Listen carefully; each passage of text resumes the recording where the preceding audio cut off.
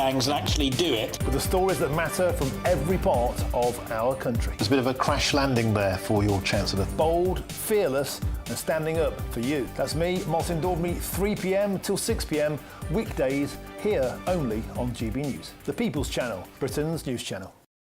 Westminster's full of talk, but out here, it's the real world. Am I allowed to talk now? No, that's it.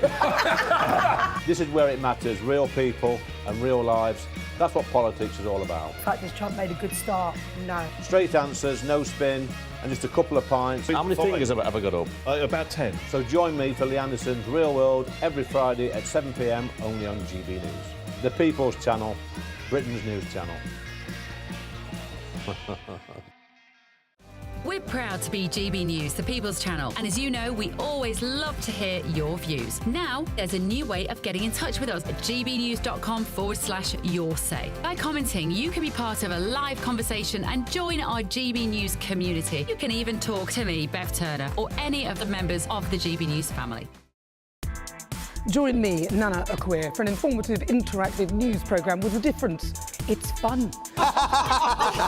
No, he didn't say that, Dave.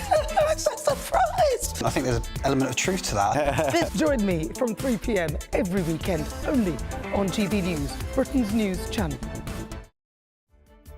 What is the state of our economy? What is the state of our National Health Service? What is the state of our schools? What on earth is going on? Understanding Britain means understanding the state we are in. This is State of the Nation with me, Matt Goodwin, Wednesdays, Thursdays and Fridays from 8 p.m. on GB News.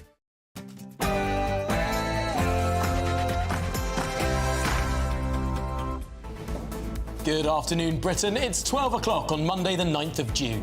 I'm Tom Harwood. And I'm Dawn Neeson. Breaking news. A major U-turn from the government. They announce 9 million pensioners will now receive winter fuel payments this year. But with earlier cuts on the table, what's changed? And is this a sign of more pressure starting to show? Meanwhile, Farage says he wants to fire up Wales's steel industry again, even hinting at a return to coal. But is this a bold vision or fantasy politics? We're bringing his speech live from Port Talbot. Across the ocean, Donald Trump sends troops into LA amid immigration protests. The first time in decades the president has acted with national troops, or indeed national security measures, without a governor's request. Is this strong leadership or a dangerous power grab? My name is Greta Thunberg and I am from Sweden. If you see this video, we have been intercepted and kidnapped in international waters. Greta's Gaza voyage, a noble mission or naive stunt? After Israel diverts her aid boat and vows to show activists 7 October footage, we'll ask if her actions actually help or hinder. Meanwhile, Britain's blood shortage is getting critical, with 200,000 new blood donors needed. But should we follow the United States and start paying people who donate blood? We'll have that debate. And yes, vegetarians. A new study suggests vegetarians aren't just skipping steaks, they're more power hungry too. But does that mean meat eaters are just too soft to lead?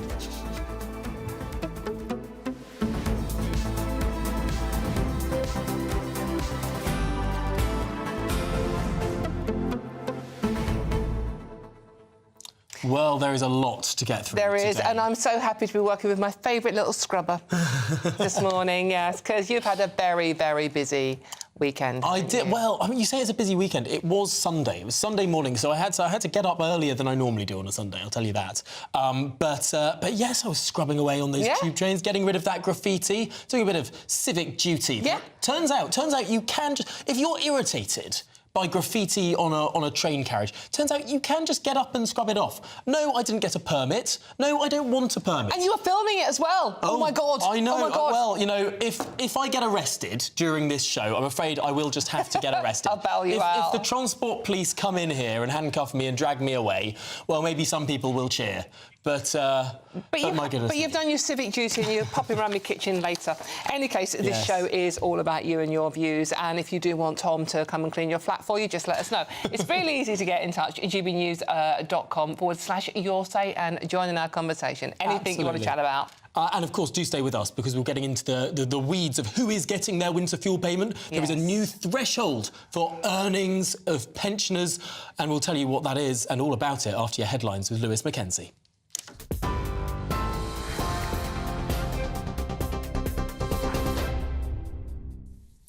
Tom, Dawn, thank you very much. Good afternoon. It's just after 12 o'clock. Here are your latest GB News headlines. Secondary school pupils will be taught skills in artificial intelligence as a part of a drive to put the technological power into the hands of the next generation.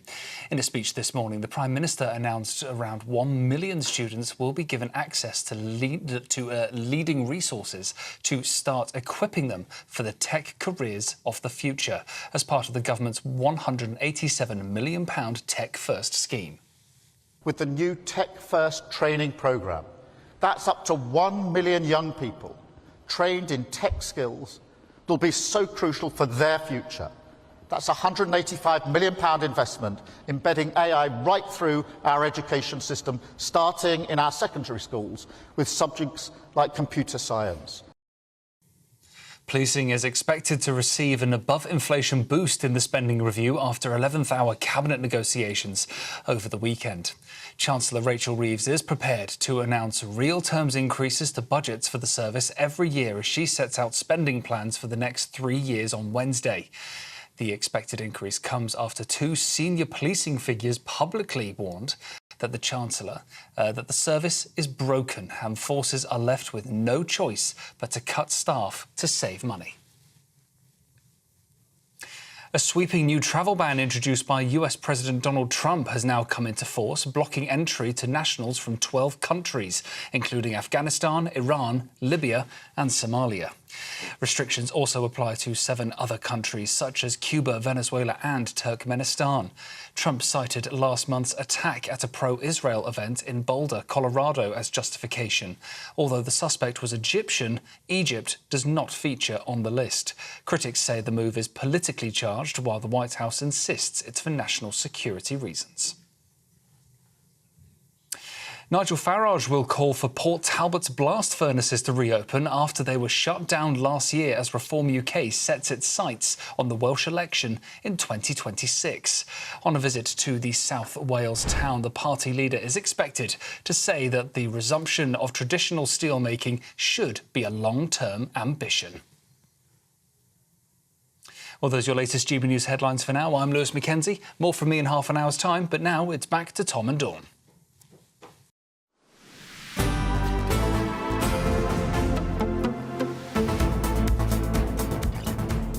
Good afternoon, Britain. Some breaking news just coming into us. The government have announced that 9 million pensioners will receive winter fuel payments. That's everyone over the state pension age in England and Wales with an income of or below £35,000 a year, and they'll benefit from a winter fuel payment this winter. But there are complicated means of getting it to everyone. By the looks of it, the government has decided to deliver a universal fuel payment and then claw back that payment from pensioners who earn over £35,000 per year. They say the payment will be automatically recovered from those pensioners.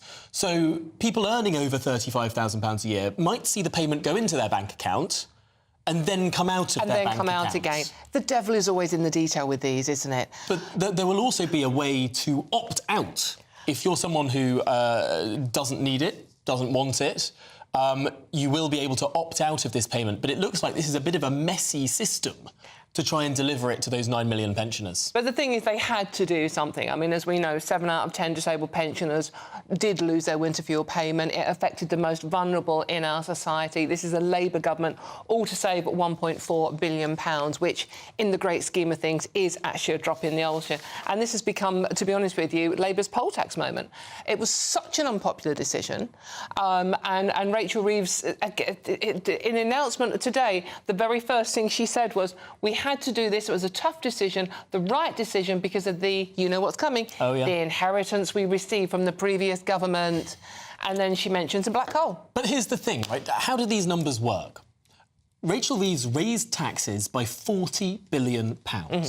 She raised borrowing by £50 billion. She then claimed that there was a £22 billion black hole, and that this £1.6 billion saving was necessary to plug it. In the meantime, the NHS got an extra £25 billion. In the meantime, she's ploughing more money into infrastructure investment. She changed the debt rule to allow more to be borrowed. I mean, at what point do we start to say that actually it's just not an honest thing to say that the reason this particular cut was made was because of a £22 billion black hole? More was raised in tax, more was spent on the NHS, more was indeed sloshed around through the borrowing structure. Yeah, and it was a complete false economy in the first place, Tom, because that £1.4 billion, if the 850,000 pensioners who didn't currently claim pension credit but had every right to do so had suddenly filled in their pension credit form and got it, the £1.4 billion would have been wiped out in any case. So here's the interesting thing. Fiscally, it made no sense. This change will cost £1.25 billion.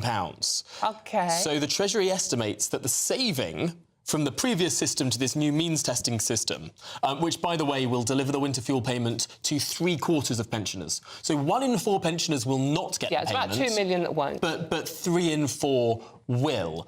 And that, so says the Treasury, will save £450 million, although that's subject to certification by the Office for Budget Responsibility. So we've gone from a saving of 1.6 to a saving of 450 mil. I suppose the Chancellor will argue that this system is more progressive than before, because it is true to say there were incredibly wealthy pensioners who did not need the payment who were getting the payment. But it's also true to say that there were those edge cases in the middle who perhaps did need the payment, and it was taken away from them with the level set at completely the wrong level. And obviously everyone went on about the millionaire pensioners. I mean, there aren't many. I mean, sort of like maybe millionaires on paper because they live in, you know, big houses, certainly in London and the southeast of the country, but they are struggling cash to pay for their heating and their eating. It was just ridiculous. And everyone mentioned, oh, Rod Stewart, Mick Jagger. Yeah, OK. Tell Atman, how many Rod Stewarts and Mick Jaggers are there in the country? Meanwhile, people out there, meanwhile, yeah, absolutely. Meanwhile, Rachel Reeves, £163,891 a year, heating allowance is paid for by you. Well, let's get some political reaction now with the political commentator Stephen Carlton-Woods. Stephen, 3 in 4 pensioners will now receive the payment. Well, about time, isn't it, really? Yeah, I think it's been a bad show with the government. They promised they wouldn't do certain things, and then they made the cuts. They've now backtracked on that and U-turned.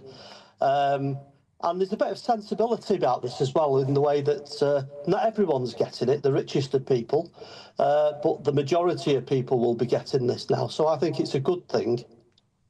But this, I mean, Stephen, to be fair, they were damned if they did and damned if they didn't. But this is a massive U-turn. I mean, this was real shooting themselves in the foot in the first place.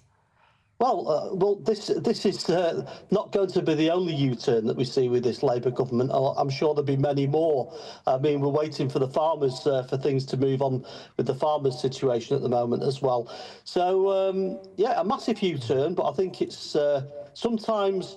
I used to say this when the Conservatives were in power, that, you know, sometimes you've got to listen to the people and go in the direction of what the country wants, and Labour has been forced into doing this. Now, Stephen, do you buy the government's, I don't want to say excuse, I think that's editorialising too much, do you buy the government's explanation that the economy is so much better now than it was 12 months ago, that suddenly this is affordable? Unaffordable then, affordable now. Clearly the economy is going gangbusters. Well, they keep getting their own sums wrong, don't they? So where can we believe them at what points? Because Rachel Reeves is completely incompetent and should not be doing this job. And I think the civil service are carrying them along a bit more than they need to, really. Stephen, in Rachel Reeves' defence, she would say, look, I had to save money from somewhere, and there's a lot of pressure on me in this job to do so. I had to do this. I was given no option. And she would say she inherited 14 years of mismanagement. No, right. There was loads of good things that the Conservative did in that 14 years. And don't forget, we had the pandemic and paying for furlough, which was an extreme expense. But going back to what the Labour Party did, as soon as they got into power, they give their union bosses all the rises that they asked for, which cost fortunes. And then there's this dispute about the size of this black hole that was supposed to have been left. And everyone in the Labour Party have currently contradicted themselves. They can't be trusted. I mean, the Commons leader, Lucy Powell, infamously said that the cuts were necessary to prevent a run on the pound. Obviously, that no longer applies. Absolutely, yes. I just think they're rudderless at the moment. Keir Starmer doesn't know which direction he's turning in, and all the rest of them are left scratching their head and making it up as they go along. I think we're in a terrible situation. OK, we're going to go live to Port Talbot now, where Nigel Farage is speaking, launching the Welsh campaign for the Reform Party. Thank you, and good afternoon, everybody. The Labour government are in a state of absolute blind panic. They're not quite sure what to do. I think it's pretty fair to say that Reform are leading now much of their agenda, certainly a lot of their narrative. There was no doubt that in the Runcorn by-election and in many of the English counties, one of the reasons that Labour did so badly was people felt aggrieved, especially those who'd worked through their lives and saved and had a small occupational pension. They were the people aggrieved that they were losing their winter fuel allowance. Many of them voted for us. Quite a few of them, too, stayed at home. And it's an issue that I kept on pushing. I kept on saying, you know, all but the very wealthiest pensioners should get the winter fuel allowance, particularly as we have the most expensive energy costs in the world, directly as a result, of course, of the fanatical embrace by both Conservative and Labour governments of net zero. Now, knowing that this press conference was due to take place at midday, at 10 o'clock this morning, the government said there'd be a statement from them at, well, you've guessed it, midday. Well done. You're keeping up in the front.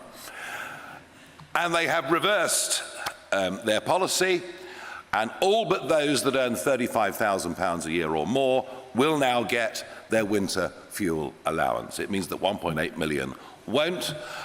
Quite how they administer that £35,000 figure, I'm not sure.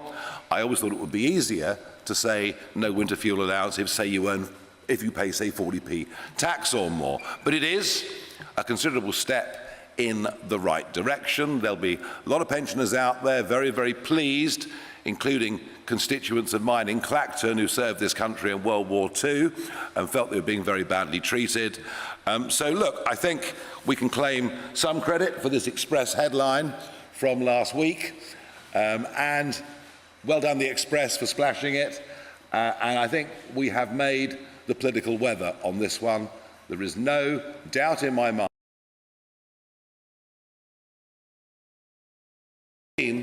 for the pressure that Reform UK is putting on them.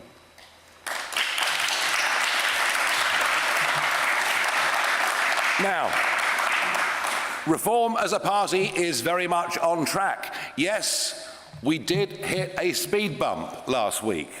It could be we were driving more than the recommended 20 miles an hour, which is what we're supposed to do here in Wales. But you know, Zia Youssef and I have worked together almost inseparably over the course of the last 11 months, and we have both taken on our shoulders the most enormous burden. Zia, administratively, far more than me. And I was already beginning the process of trying to broaden the management team. Zia lost his rag. He put out an intemperate comment or two. I wonder who in this room hasn't at some point done that, whether it's on social media or with family or friends. But it was pretty clear by the next morning that he bitterly regretted what he'd done. And as part of broadening that management team, he is very much back and enthused, and he will take on the Doge job. And I can't even begin to tell you some of the things we've found in Kent County Council already in terms of the complacency of those that have been running these counties under the same political party and in terms of where money is spent. What I've seen already is astonishing. It'll be a massive job for Zia going forwards. He will also continue to help work on policy. I was in Las Vegas 2 weeks ago launching our crypto and digital assets bill, and in areas like this, he has very, very unique experience. I will be announcing a new chairman of the party tomorrow. That'll happen at 11 o'clock in central London, and the new chairman will not be as bogged down with all the administration, with booking event halls and all the rest of it, as we broaden our team, and will be very much more of a front-facing person. We just had the English county elections. I don't think anybody would deny us the fact that it was an absolutely astounding success indeed. It went much further than I ever could have dreamt of. And I think what happened in Hamilton, Larkhall and Stonehouse last week was remarkable. Reform came third. Well, yeah, we did come third, but we've gone from almost nothing to 26.6%, and within touching distance of the other two parties. I think it's pretty fair to say that Reform blew up Scottish politics last week in a pretty dramatic way. And there are one or two early markers here in Wales that are very, very positive. I point to the by-election held a couple of months back in Torfaen, where Reform won that council by-election with an increase of 47% of the vote, with Labour falling, their share of the vote falling by 49% of the vote. Similarly, more recently in Carmarthenshire, Reform won that seat, going from nothing to 43%, with Labour down by 34%. Is it any wonder that Labour are in a state of blind panic? They are disconnected from ordinary, decent, working folk at a national level, but I believe here too, in Wales, the way the Cardiff political class think and act is disconnected to the vast majority of Welsh people.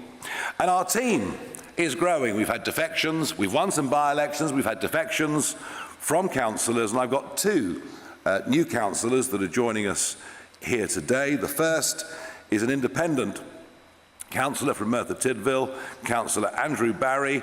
He's been 8 years on the Cabinet, taking up the finance role, and I'd like to introduce Andrew to Reform Wales this morning. Andrew, do come forwards.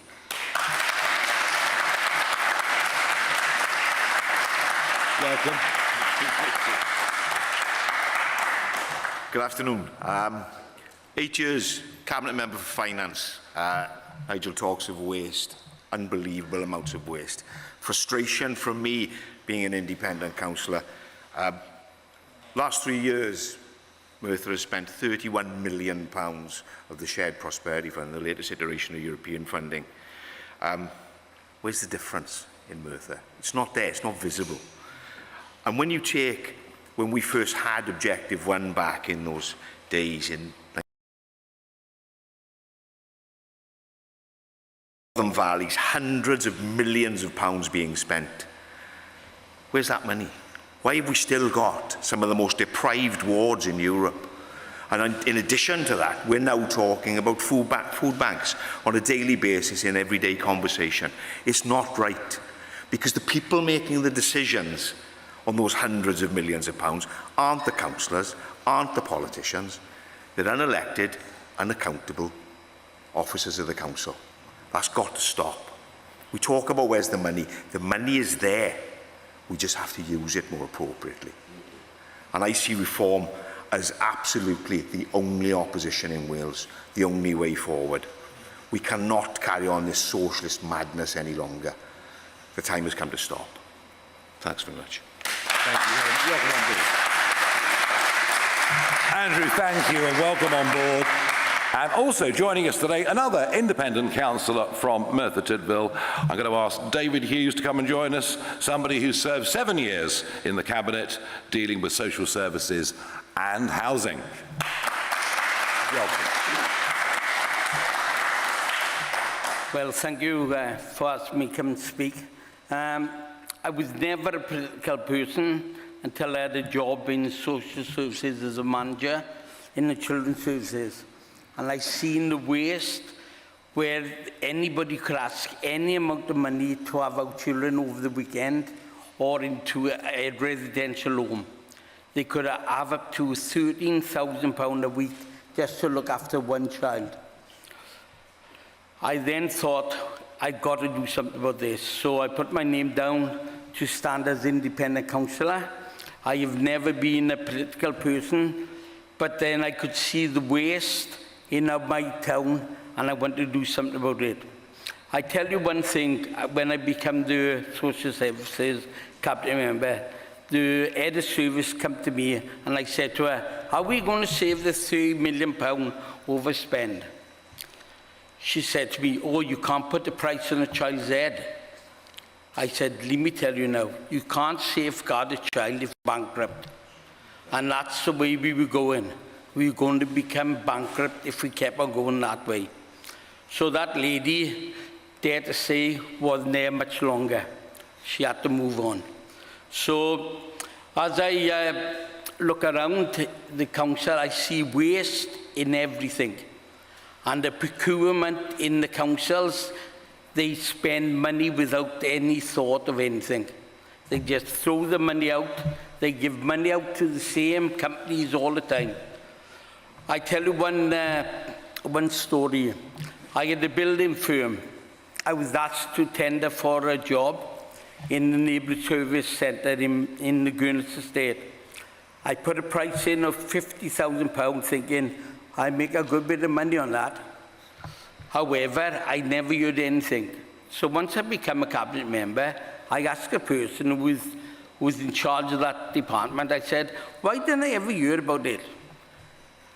And I was astounded by what he said. You were 4 times lower than the next person, so we thought you couldn't do the job. 4 times. So you can imagine how much money them companies are making on our resources. So I come over to reform because, as Nigel said, there's so much waste where the money's being spent. We need to get into the procurement and make sure the money is spent correctly. Thank you.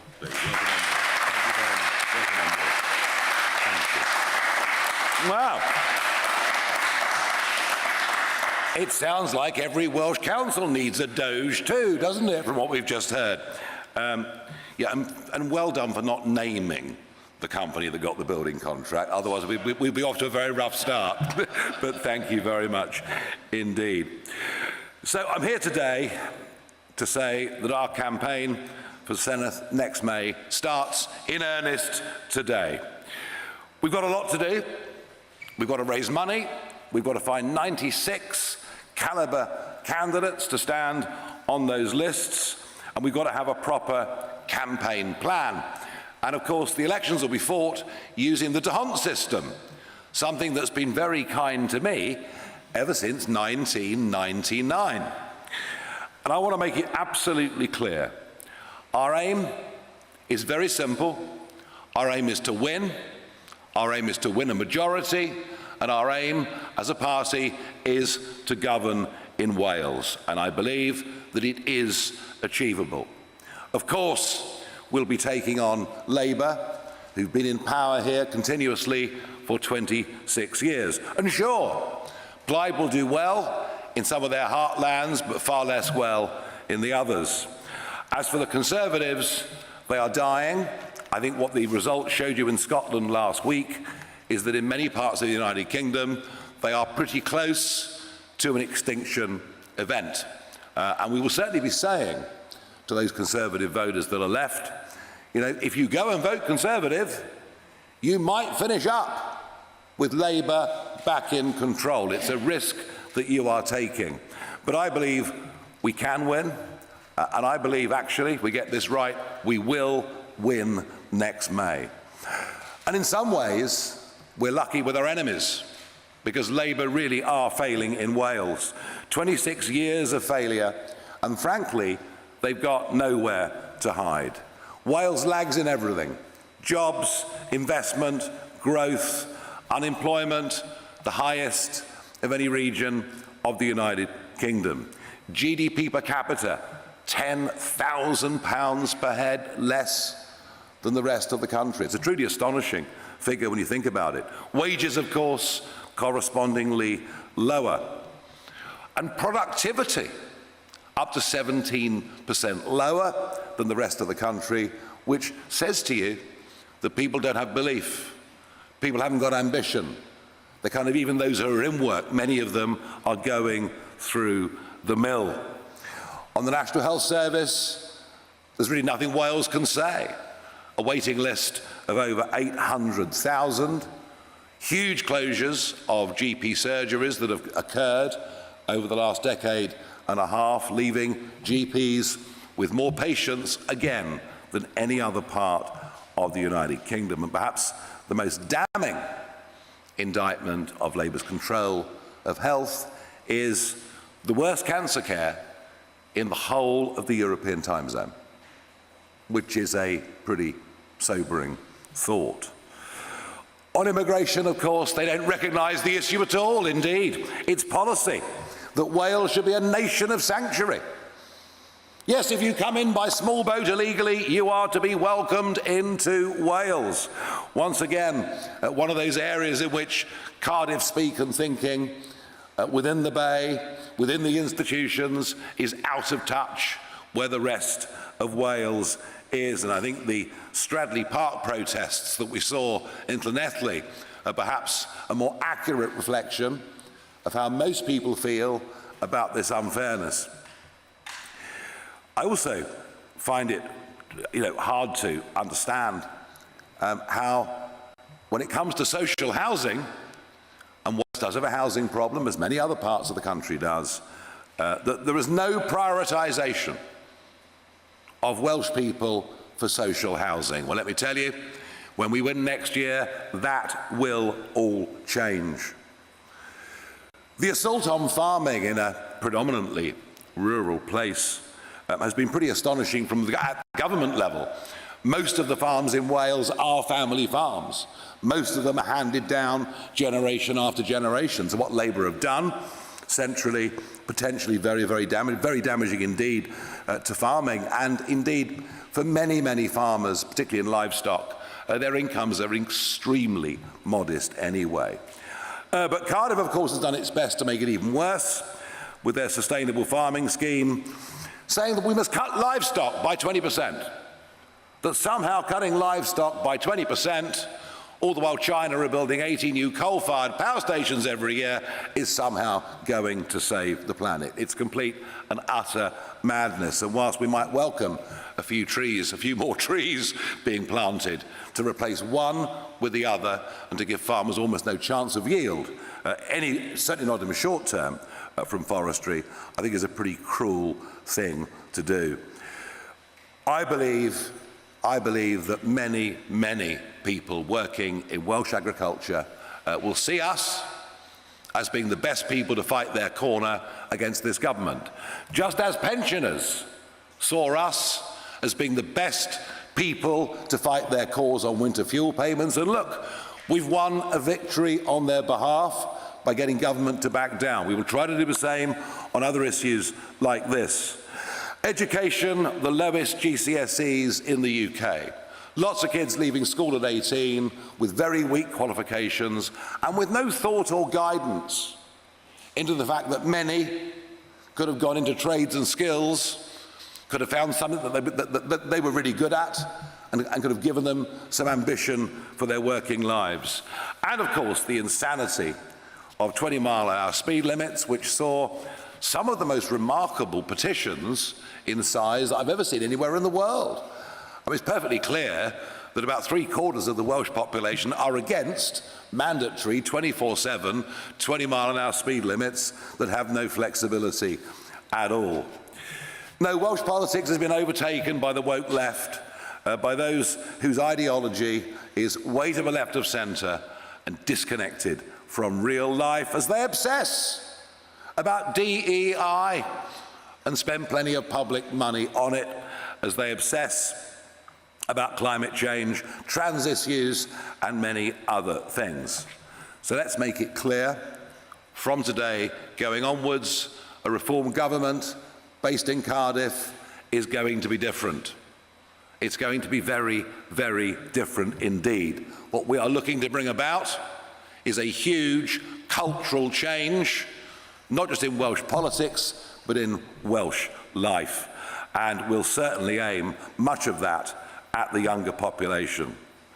Industry in Wales is being destroyed. My last visit to Port Talbot was, I did a live TV show here 3 years ago when I predicted, sadly but accurately, that the blast furnaces would go, and they've gone.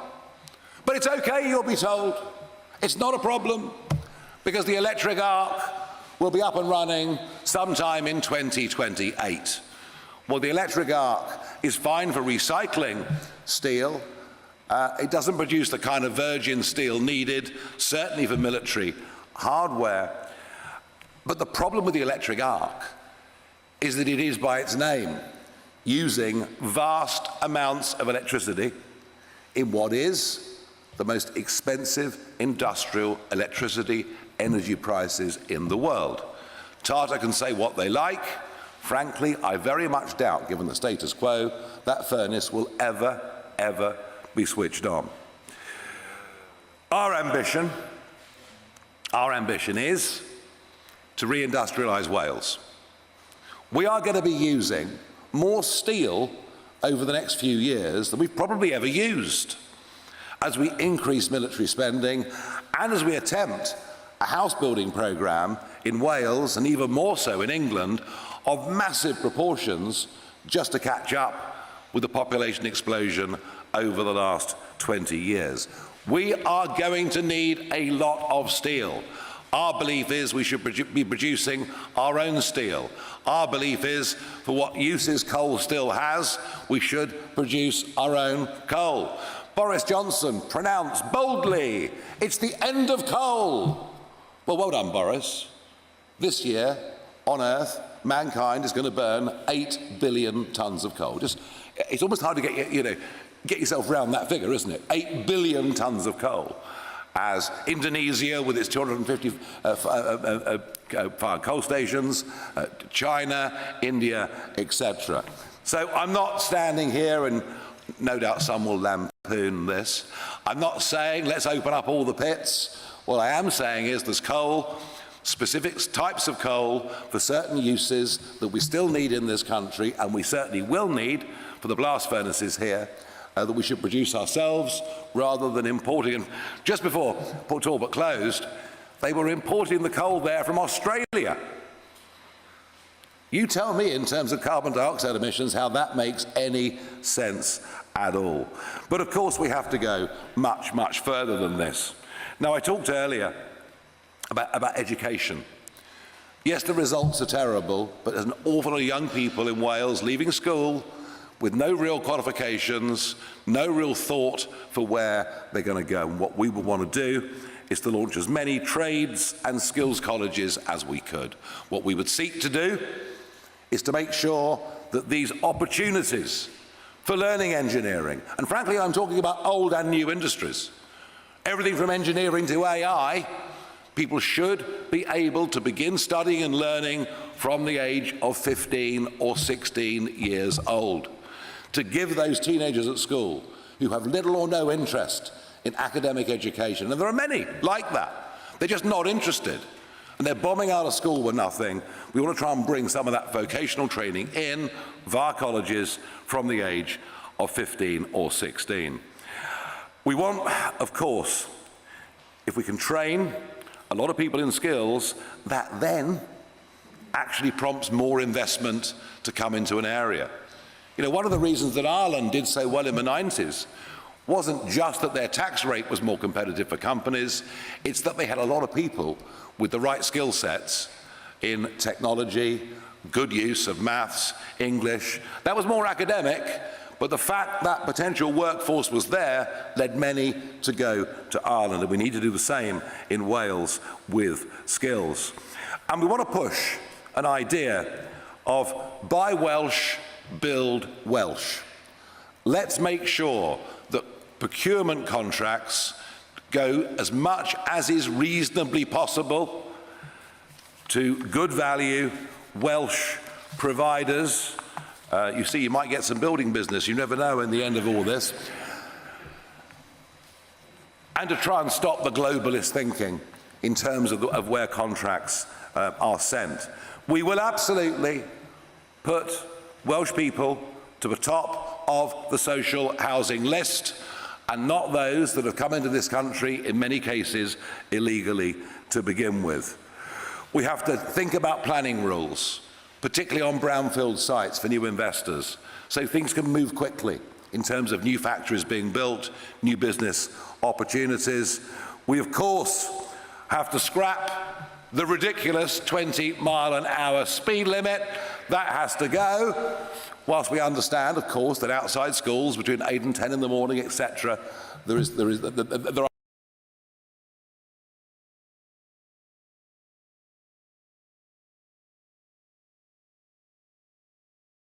grown up and being sensible. And I would say this to you, that I'm standing in front of you today with a very ambitious plan for what we can do, a bullish prognosis for what we can do in these elections, but I believe that we can make Wales better. I believe we can make Wales much, much better than it's been after 26 years of continuous and failing Labour rule. Thank you very much.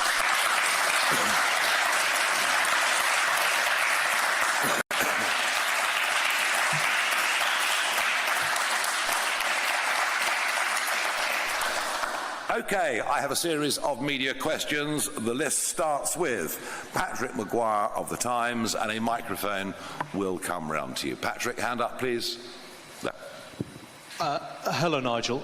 You've talked about, you just spoke about tax rates. I wondered if any of these plans, costly as some of them may be, you plan to use the Welsh Parliament's tax-raising powers at all. And you've spoken a lot about Welsh history today. Who is your most inspirational figure from Welsh history, living or dead? Well, probably a family member, actually, a great uncle, but that's another story. Look, you know, as you say, the Senedd does have the ability to raise taxes, but I think we want to look at it the other way around. As our two councillors, you know, who've come to us today from Merthyr, they've talked about huge amounts of public money being spent, very little delivery, big questions on where contracts have been awarded. So I think, in terms of running Cardiff, we'll be looking actually to reduce excessive expenditure would be our first priority, more than putting up taxes. And yes, you're right. I mean, for example, to get training colleges up from everything from engineering to AI comes at a cost, right? But it doesn't come at a cost if you're imaginative enough to work with private business to get co-sponsors, because they themselves might get some very good staff out of it at the end. And I think, you know, as the next year goes by, of course there'll be a bigger attention to detail, and of course there'll be people standing up here speaking to you who will be our candidates running, you know, among the 96 running next year.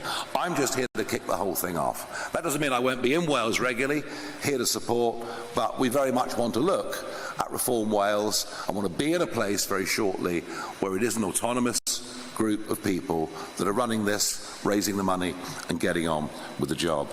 Rob Osborne from ITV Wales. Hello, down here. Can we talk about defections for a moment? Down here, can you see me? Yes. There's been a steady stream of defections to reform in Wales now, but they're all councillors. Why can't you get a big household name, a sitting Senedd member, a former MP, someone people have actually heard of? Well, I wouldn't insult our hard-working councillors too much if I were you, because they're sitting very close to you. No, don't see him afterwards, please. You know, this takes time. And we haven't built reform on defections. We've had defections, and that builds our strength. My priority, my own priority, is not at the minute to go around lobbying for people to defect to us from the House of Commons, from a senator or anywhere else. But you know what? There are one or two people I'm talking to, so you might be in for a surprise before too long. And I think those names will come. And I think there is an understanding and a realisation that we are the only party with a realistic chance of beating Labour here next May. And the deeper that sinks in, the more likely we are to get some figures who people, to quote you, have heard of than not. But you know what? Nobody had ever heard of Sarah Pochin a couple of months ago, but they certainly have now. So we can build our own well-known people, we can build our own stars. But there are some names in Welsh politics that I have been talking to, I can assure you. Harry Hawson from ITV. Thank you very much, Nigel. We've seen the chaos of the Conservative government in recent years, all the infighting that's gone on there, and we saw the way that voters reacted. Aren't you worried that voters will look at the events of the last week and make the same conclusion about your party, should it get into power? And secondly, just on winter fuel, if I may, you've talked about trying to pressure the government on U-turning on that. Do you think the government should U-turn completely, even though that would cost an extra £450 million and it would benefit only the very wealthiest pensioners in society? Well, when it comes to chaos and losing chairmen, I'd like to remind you, Harry, that the Conservative Party have had 7 chairmen since 2022 and 4 leaders. I mean, tough to keep up. Look, let's be clear. I think Zia has done a great job. Under enormous pressure. Oh, and by the way, a level of abuse, racist abuse online, unlike I think anybody in modern politics has ever had to put up with. He made a mistake. He got it wrong. It plunged us for a few hours into a difficult place. He expressed his regret to me. I forgave him. I did say don't do it again, but I forgave him. All right? And actually, he comes back after a 48-hour exeat. He comes back into a very, very big job. It's a very important brief. It links directly into what we have to do here, and the first question that was asked by Patrick Maguire today, and the testimony given to us by our 2 defecting councillors this morning. And we're broadening the management team, and no, we look better and stronger because of it. Would I rather those couple of days hadn't happened? Yes, but look how quickly and effectively we have dealt with it. Thank you. Next on my list is Adam Cherry from GBNews. Thank you. Do you have a rough timeline for how long it will take to get the blast furnaces operational again, and how much it will cost to reopen the coal mines? Look, I've made it very, very clear. Reopening a blast furnace is no easy thing. This one has closed. That was the tragedy. That was why Richard Tyson and I went up to Scunthorpe when there were literally 3 days of supplies left, or 3 days for an order to get made so they wouldn't close down. And hey, the government responded to that as well, didn't it? Scunthorpe would have gone if Richard Tyson and I had not gone there on that day. So yes, it is a massive, expensive job to reopen blast furnaces. We're going to need cheaper energy. We're going to need much cheaper local coal. And we're going to need private business partners prepared to come into a joint venture with government to make it work. Yes, it is going to cost in the low billions to do it. And I'm not even pretending it'll be easy. But what I am saying is we are going to be using huge amounts of steel over the decades to come. We have to do everything we can to try to start thinking about being more self-sufficient. And I think that applies also to food production, to energy production, to so many other things. This is a change of mindset. This is saying there is such a thing as the national interest. We can't rely on our neighbours to sell us things and give us underwater electricity, we have to start thinking about self-sufficiency much, much, much more. Thank you. David Deans is here from the BBC. Hi. You just said this is going to cost in the low billions to do it. A steel industry source that's spoken to us has said that it would actually be impossible to reopen those furnaces because of all the raw material that is still within them. So in reality, wouldn't you need to actually rebuild traditional steelmaking at Port Talbot? Wouldn't it be unfeasible for a reform-led Welsh Government to do that? This is money that the Welsh Government simply doesn't have in its budget. And one final thing, sorry. If you are going to govern in Wales, you're going to need a candidate to be First Minister. Why don't we know who that person is yet? And can you commit to a timetable as to when you will announce that person? Will we know them by the end of the summer? All right, 2 points there. Once a blast furnace has been closed down, to actually reopen that particular blast furnace is very, very difficult. Nothing's impossible, but it might be difficult. It might be easier to build a new one. Could a Welsh government, Welsh devolved government, do it on its own?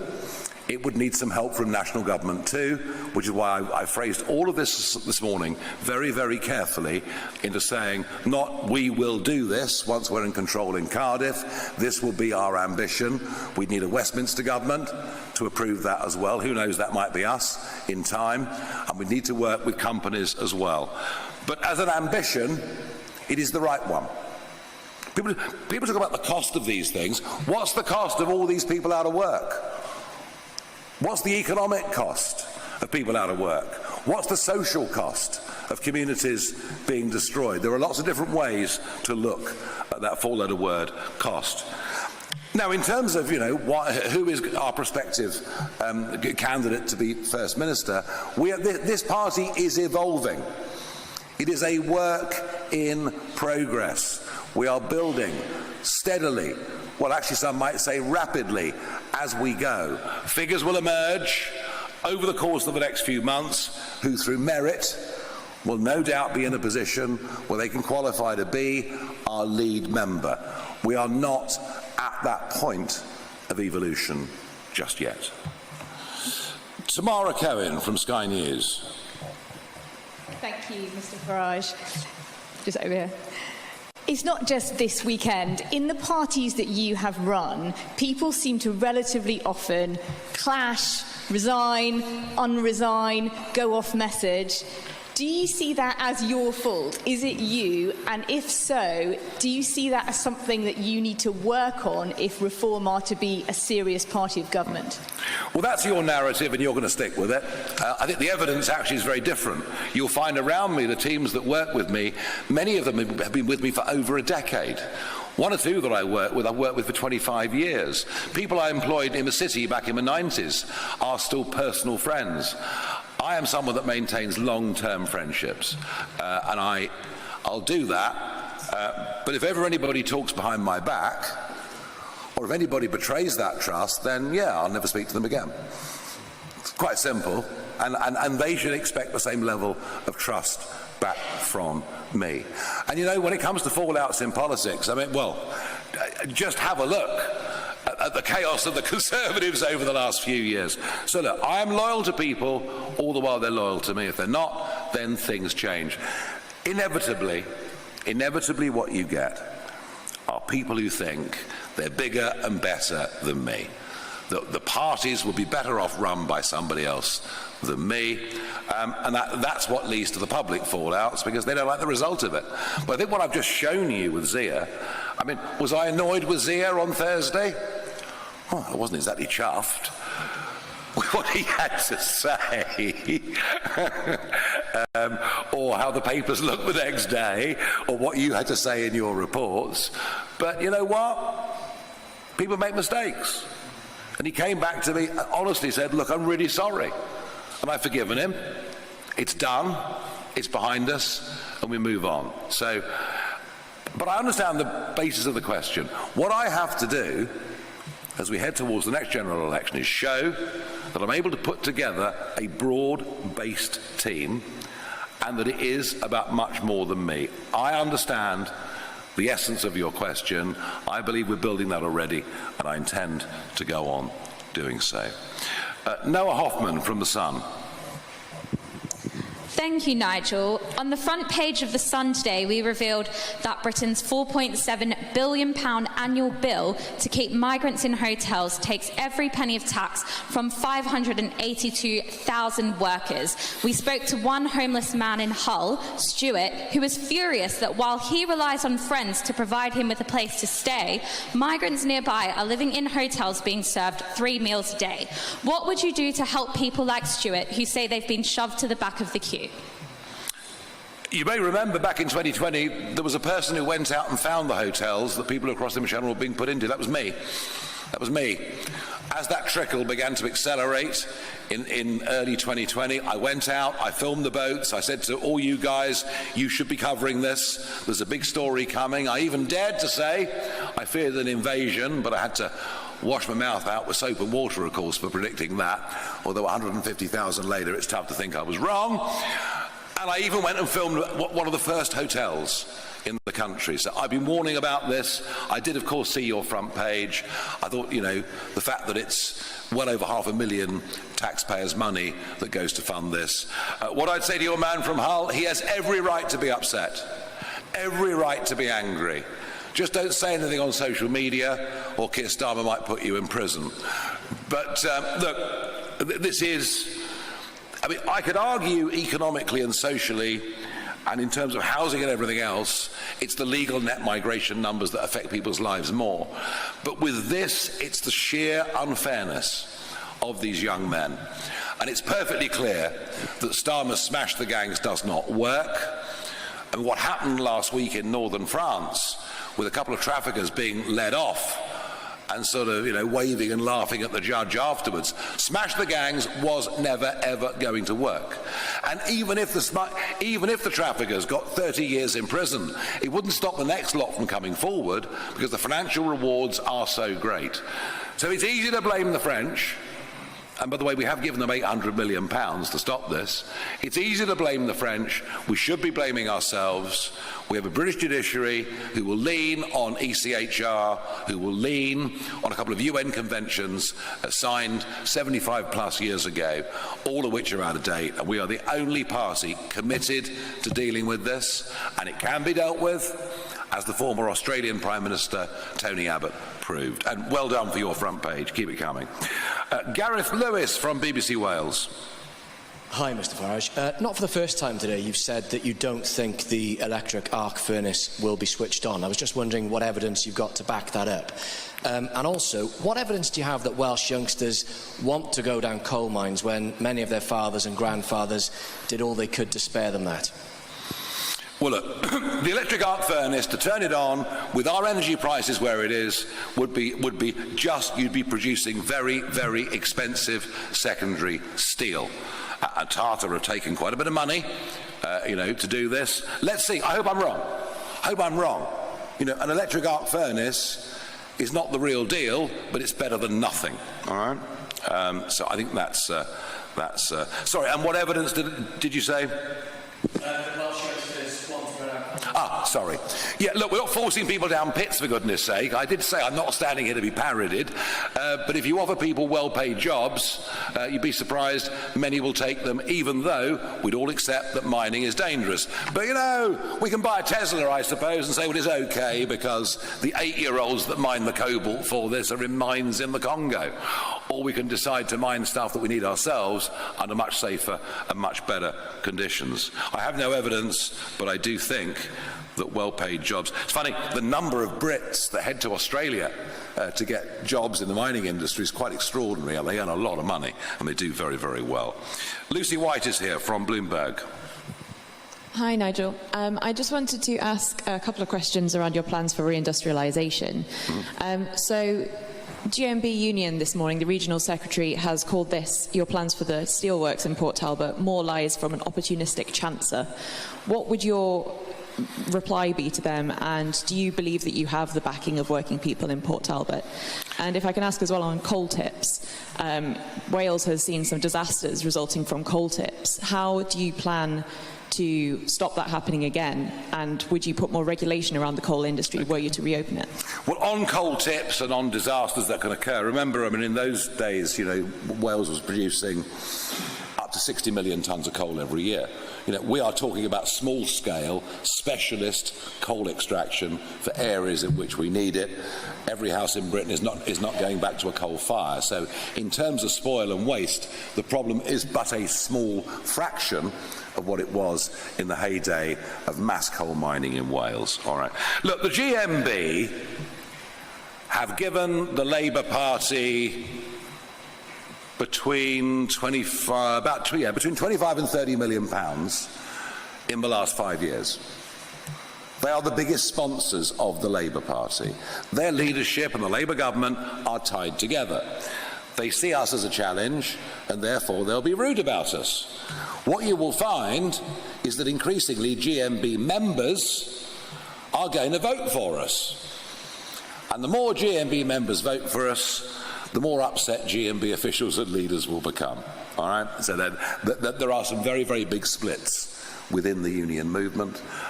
Frankly, the trade unions have done nothing to protect British workers through open borders over the last 20, 25 years.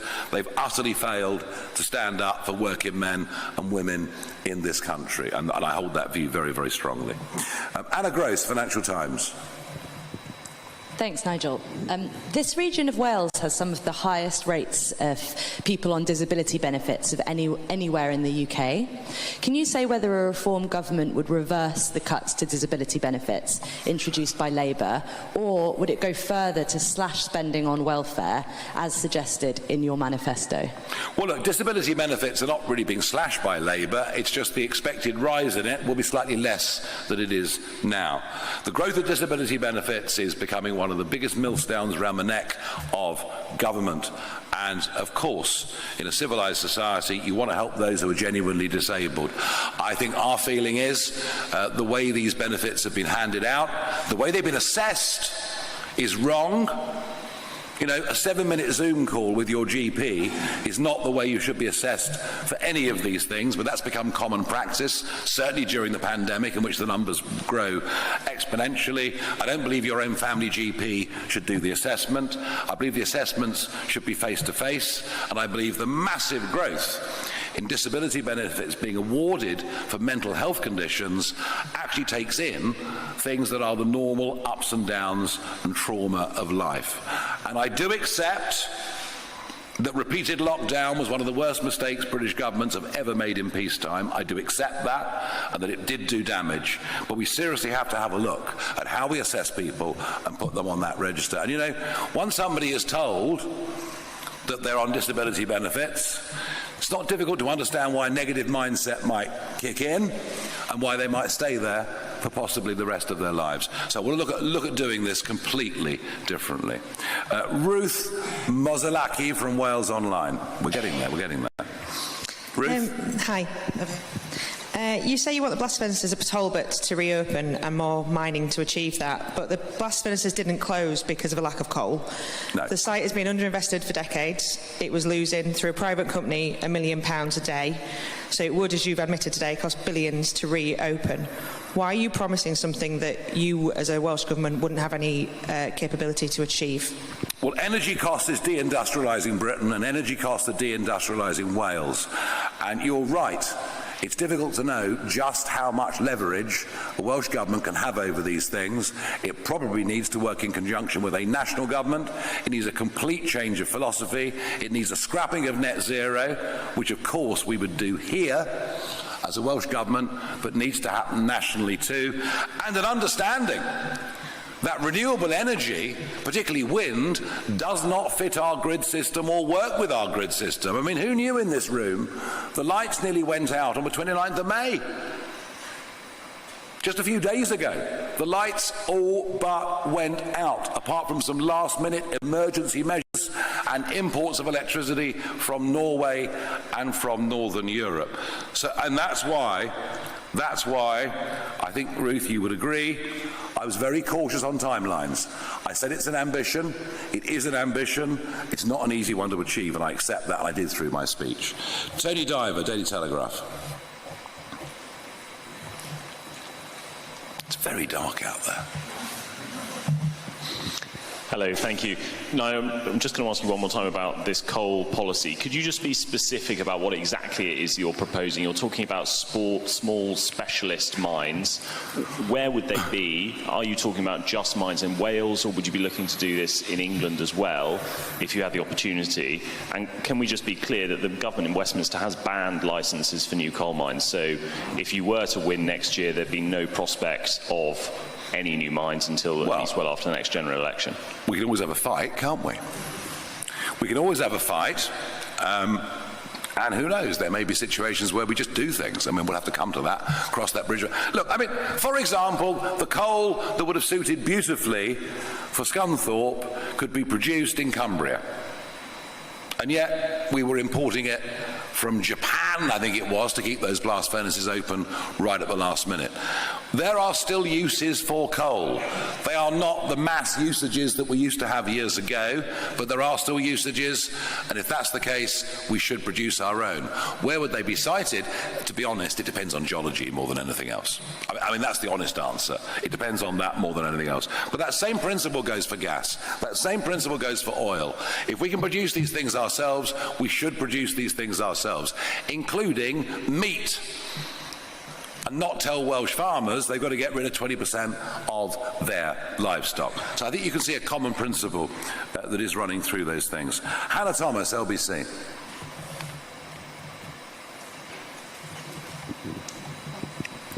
The IFS say your plans simply don't add up, and your commitments to so far would cost more than you claim by tens of billions of pounds per year. You came here today with quite a populist standpoint to try and get votes, but are you really going to be able to deliver on any of your pledges? If so, how? Or are you just making false promises? Well, ambitions are not false promises. That's quite an important distinction that we ought to draw.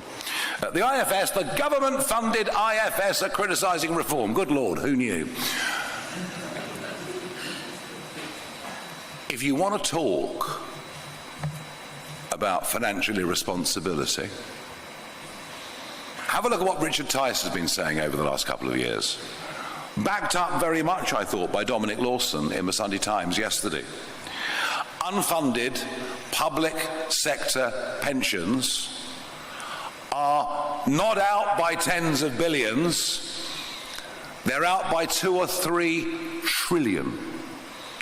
If you want to talk about financial mismanagement or damage longer term to the UK economy, we can have a debate with you about our cost savings on net zero, our cost savings on what the Bank of England pays out for QE, and we can debate that. But bear in mind, all the while, the IFS or any other, Mel Stride, no one's ever heard of him, I know, but Mel Stride criticising our figures, this country, right across this country, is out by 2 or 3 trillion, maybe more, on public sector pensions. So I think there are some big debates we need to have around that. I've got 2 more. Lucy Dunn, Spectator. Hi, Nigel. On devolution, if Reform UK gets into government in Wales next year, will the party move to scrap the Senedd? And if that is not Reform policy, will you block any candidates who do want to do away with the Welsh Parliament? Well, the blockade is going to continue.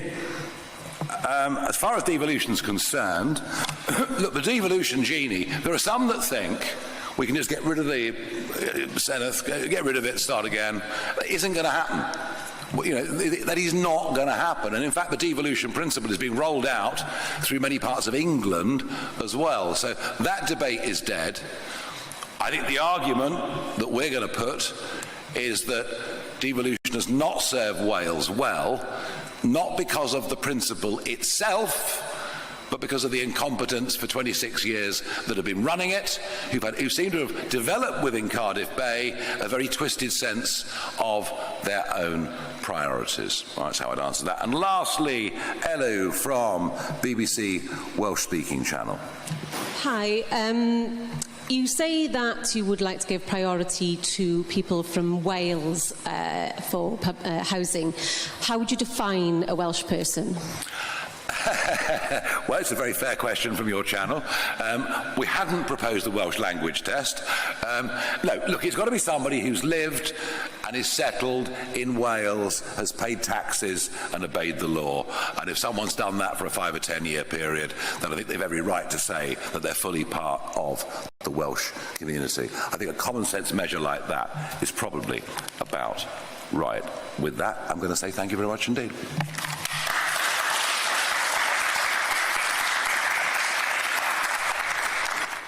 Well, there we have it. Nigel Farage, in effect, launching his campaign for the Welsh Senedd, the Welsh Parliament. And according to opinion polls, Reform is in with a chance of coming first next year in those Welsh elections. Very, very much so. I mean, we heard lots and lots of questions there about Port Talbot and the blast furnaces and whether they can open them again. Lots of coal, obviously. Also, a lot about Zia Youssef, who Nigel said lost his rag, but he will be back. He's definitely taking a role in the Doge. And he apologised to Nigel Farage, which is interesting.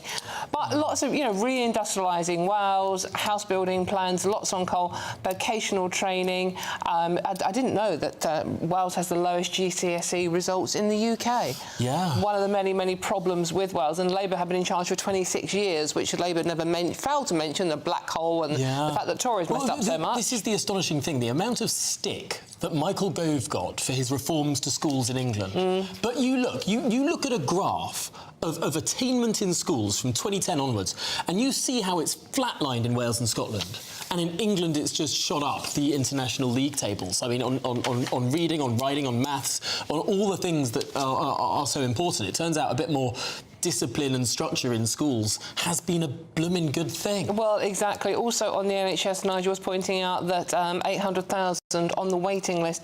More GP surgeries are closed, and the worst cancer care in the European time zone. Yeah. Which is another fact I didn't know. So it does sound like that, he is pointing out all the major failings that Labour have had, and there does seem to be quite a few of them. And he did introduce 2 defectors as well to the Reform Party council defectors. Of course, there weren't national council elections in Wales this year. There was one by-election for council in South Wales that Reform won on the night of the local elections. But of course, those local elections predominantly in England, where Reform did well. We haven't yet seen them tested in Wales on that large scale. We'll see that, of course, in next year's elections in, 11 months' time. But it's all about mostly sort of like, they're arguing that the de-industrialisation during Labour's 26 years in powers has led to a reduction in GDP in Wales per capita of £10,000. So it's pointing out a lot, again, what all political parties do, don't they? They point out the mistakes of their predecessors. Yeah. Did we get enough detail there, Tom? I think we started to see a bit of detail. We started to see a direction, but I think, you're right. There will be criticism that we don't have, every dot, every jot and every tittle, every dot of the I and cross of the T. Not quite yet, but we did get a real sense of direction there. Shall we explore some of that direction with a member of the Senedd in Wales, the Senedd member for South West Wales, Tom Giffard, a Conservative. Tom, thanks indeed for joining us. First of all, we heard a question to Nigel Farage there in that press conference, why no Senedd members are defecting to Reform at this stage. Have you been approached? Have you considered that? I haven't been approached, and I wouldn't consider that because, look, I'm a proud Conservative and I stand by Conservative principles. And what we've seen from Reform today and consistently is a party that dresses itself up, if you like, in right-wing clothing, but actually so many of its answers come back to being ultimately socialist. We've seen the plan today. I represent Port Talbot, where that steelworks is located. And presumably the plan to reopen the blast furnaces there comes at some form of nationalisation in the way that perhaps that we saw in Scunthorpe, although it would have to be completely different because you're rebuilding things rather than maintaining them. Margaret Thatcher would have would turn in her grave at the thought of a right-wing party nationalising industry in the way Nigel Farage professes. So to me, he is not the heir to Thatcher, he's the heir to Jeremy Corbyn. But, I mean, the problem you've got is that the Reform are incredibly popular. If there were a Senate election tomorrow, the Conservatives would only get 13% of the vote, whilst Reform would get 25%. So, you know, whatever you're saying, it might be accurate, but it's not getting through to voters. Look, I appreciate, right, we've just come off a really difficult general election and, you know, we have to rebuild and reassess what our party is and what our party stands for. That work is ongoing in Westminster. In Wales, I think we're in a slightly different position. We've got clear policies. So, for example, Nigel Farage had asked about whether he'd use the tax-cutting measures available to the Welsh Government to cut taxes for ordinary people in Wales. He refused to commit to do that. We've already said that we would. So we're in a different place here in Wales. I understand that it's difficult sometimes to get that message across. The media landscape here isn't anywhere near as strong as it should be. But at the end of the day, if you want Conservative policies, you've got to vote for the one Conservative party on the ballot paper. And just finally, what did you make of Nigel Farage's energy strategy there? Wants to reopen coal mines in order to have that reindustrialisation of Wales, more coal. What do you make of that? Well, look, you know, more jobs, that's ultimately a good thing. And banning coal, as we've seen moves from the Welsh Government, is absolutely the wrong thing. But we've seen Reform's energy strategy. They launched it back in February. And it only had measures not to increase the supply of energy in the UK, but actually to increase the cost. So things like forced undergrounding, which is Reform's policy back in February, increases the cost of energy provided by those cables by 5 times. So you look at the viability of something like Port Talbot Steel, much of it is in the energy costs. Reform's policies only make it more expensive for businesses and for ordinary working people. Tom, finally, very quickly, I mean, unemployment is the highest in the UK in Wales. Nigel Farage has made it very clear that it's Welsh jobs for Welsh people. What's your definition of a Welsh person? Well, look, you know, I'm Welsh, I'm born in Wales, and I speak Welsh as well, and so I consider myself to be Welsh and lots of people around us as well. But look, we're part of a United Kingdom as well, and we mustn't pull up the drawbridge and say that English people are not welcome here and can't take those jobs here in Wales as well if they've got something to offer too. So we need a United Kingdom-wide approach on lots and lots of these issues, because not all the levers, if you like, are in Cardiff Bay. OK, Tom Giffard, thanks indeed for joining us.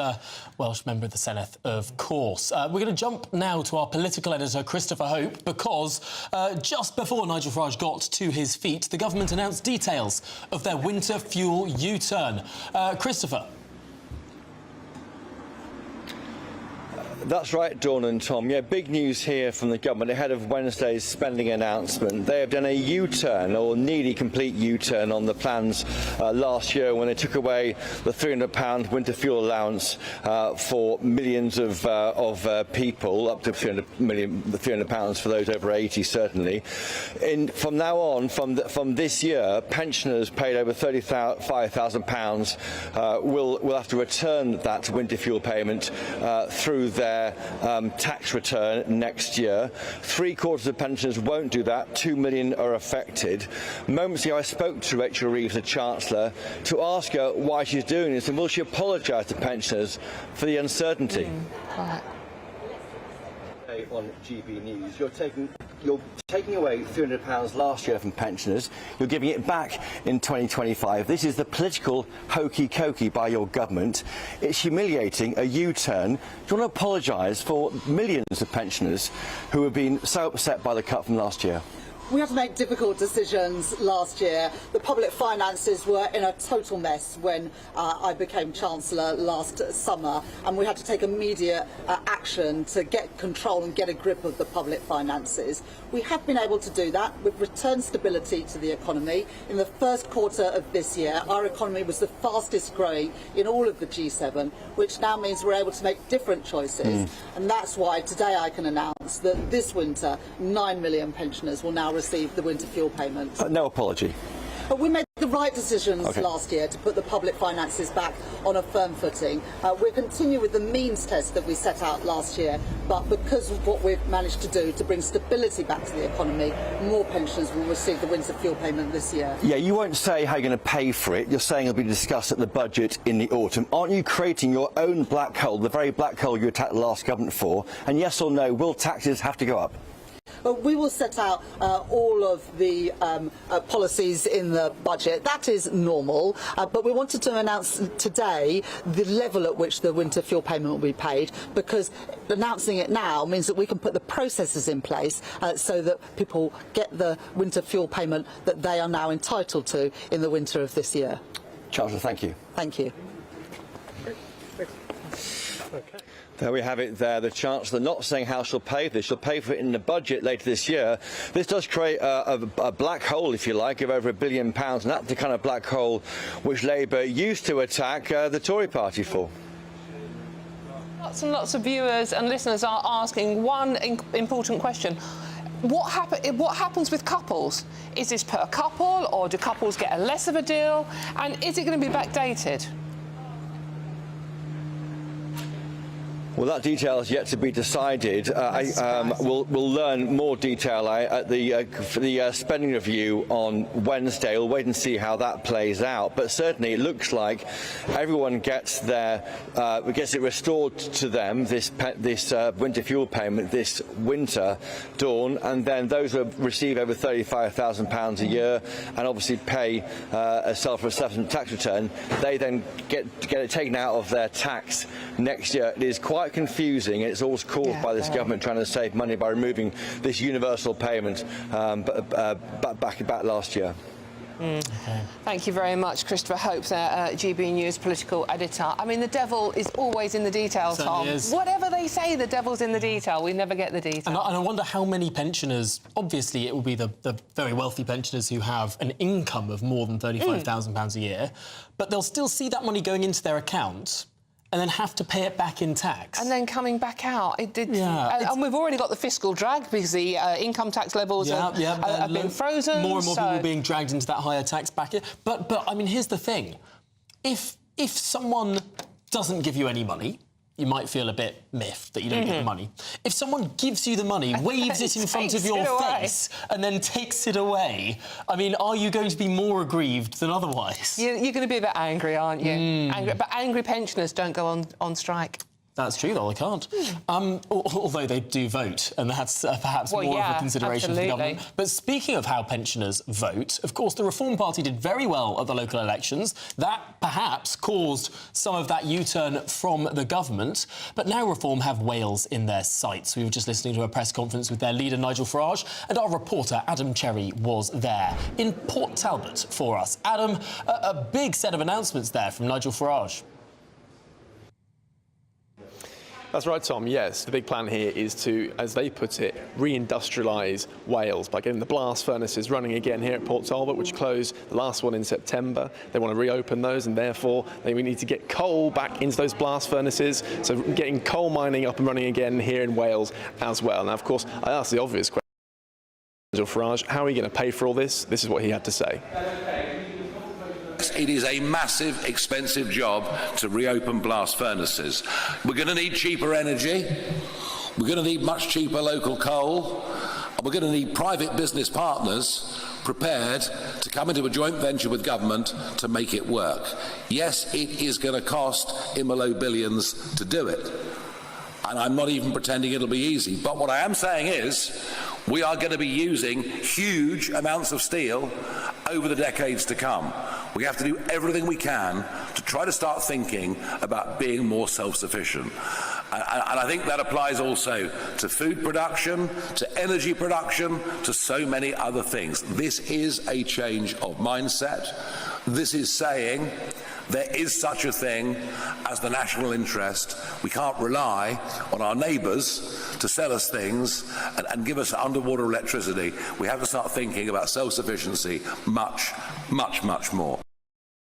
There There you go. It will cost in the low billions to reindustrialise Wales. I should just point out that they're very keen to stress this is an ambition, not some sort of concrete plan with specific steps to achieve it yet. As I say, it's more broad than that. But before that, as you mentioned, a bit of a victory lap on the U-turn from the government over winter fuel, brandishing the front page of the Express newspaper, claiming victory for it. So very much a celebration today. And then setting out the plan for next May when the Senate elections take place. Nigel Farage says here they are expecting to win those elections and therefore form a reformed national government. OK, well, Adam Sherry, thanks indeed for being there for us and asking that question, that all-important question of how on earth will it all be paid for? It's an ambition. Everything is an ambition in politics these days. This isn't even a political point. It's always an ambition. It might be a plan at some point, but it's an ambition, and the details will... Isn't that how the Tories tried to wiggle out of the 100,000 migrant cap? Yes. That it was an ambition, Ambitions. not a policy. We have lots of ambition, but no details. Any case, we do have an ambition, and that's to give you £54,321 in tax-free cash, especially if you're a pensioner. Pensioners, go into this one. It's the biggest cash Great British giveaway today, and it could all be yours. Here's all the details you need. We're kick-starting summer in 5, 4, 3, 2, 1 with your chance to win our biggest cash prize to date, as there's an incredible £54,321 in tax-free cash to be won. What would you spend it on? A brand new car, the holiday of a lifetime, or just the chance to sit back, relax and remove some of those day-to-day financial stresses? £54,321 in tax-free cash has to be won. For a chance to win £54,321 cash, text cash to 63225. One entry costs £2.50 plus one standard network rate message, or text bonus to 63225. 5 entries cost £5 plus one standard network rate message. Go to gbnews.com/win. Entries start at £2.50. Call 0903 686 3232. Calls cost £2.50 plus your network access charge, or post your name and number to GB14, PO Box 8690, Derby, DE1 9TT. UK only. Entrance must be 18 or over. Lines close at 4 p.m. on the 1st of August. Please check the closing time if listening or watching on demand. Good luck.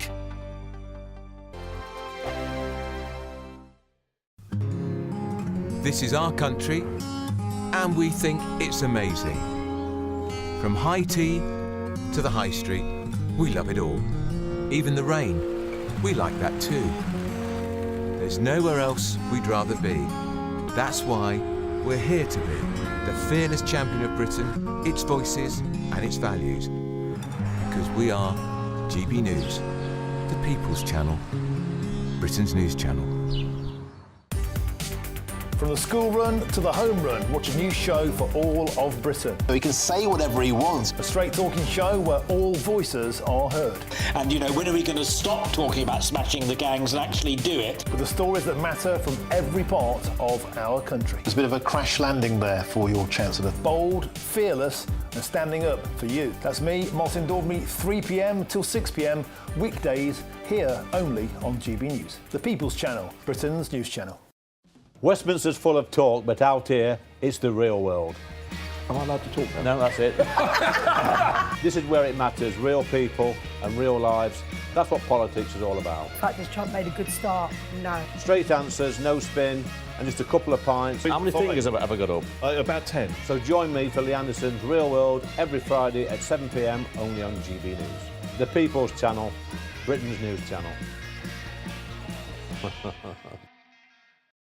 It's Patrick Christie's Tonight, and here we do things differently. It's explaining the absolute madness of this, doesn't it? It's explosive. I mean, this is very good. It's lively. 850. Your government sat there, Sean, and it did nothing. It's controversial. And the Middle East has been in turmoil since before I was born. It's everything you need to kickstart your evening. Everyone's had their Weetabix tonight. I love to see it. That's Patrick Christie's Tonight, weeknights from 9 p.m.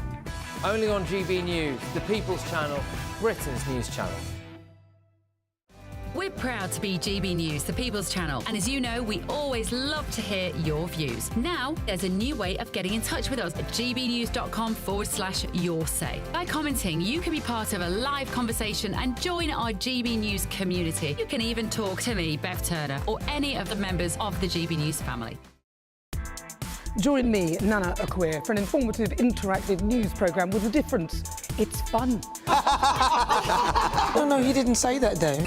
I'm so surprised. I think there's an element of truth to that. Join me from 3 p.m. every weekend, only on GB News, Britain's news channel. What is the state of our economy? What is the state of our National Health Service? What is the state of our schools? What on earth is going on? Understanding Britain means understanding the state we are in. This is State of the Nation with me, Matt Goodwin, Wednesdays, Thursdays and Fridays from 8 p.m. on GB News.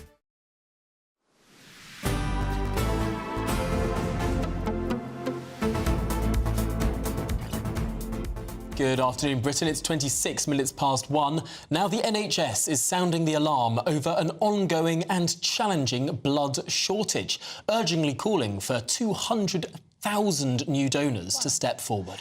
This follows last year's Amber Alert, a serious warning issued when blood stocks fell dangerously low, threatening to disrupt patient care. With supplies under continued strain, should we start paying people to donate blood? Yeah, it's something the Americans do, and they don't seem to have the same shortages that we do. No.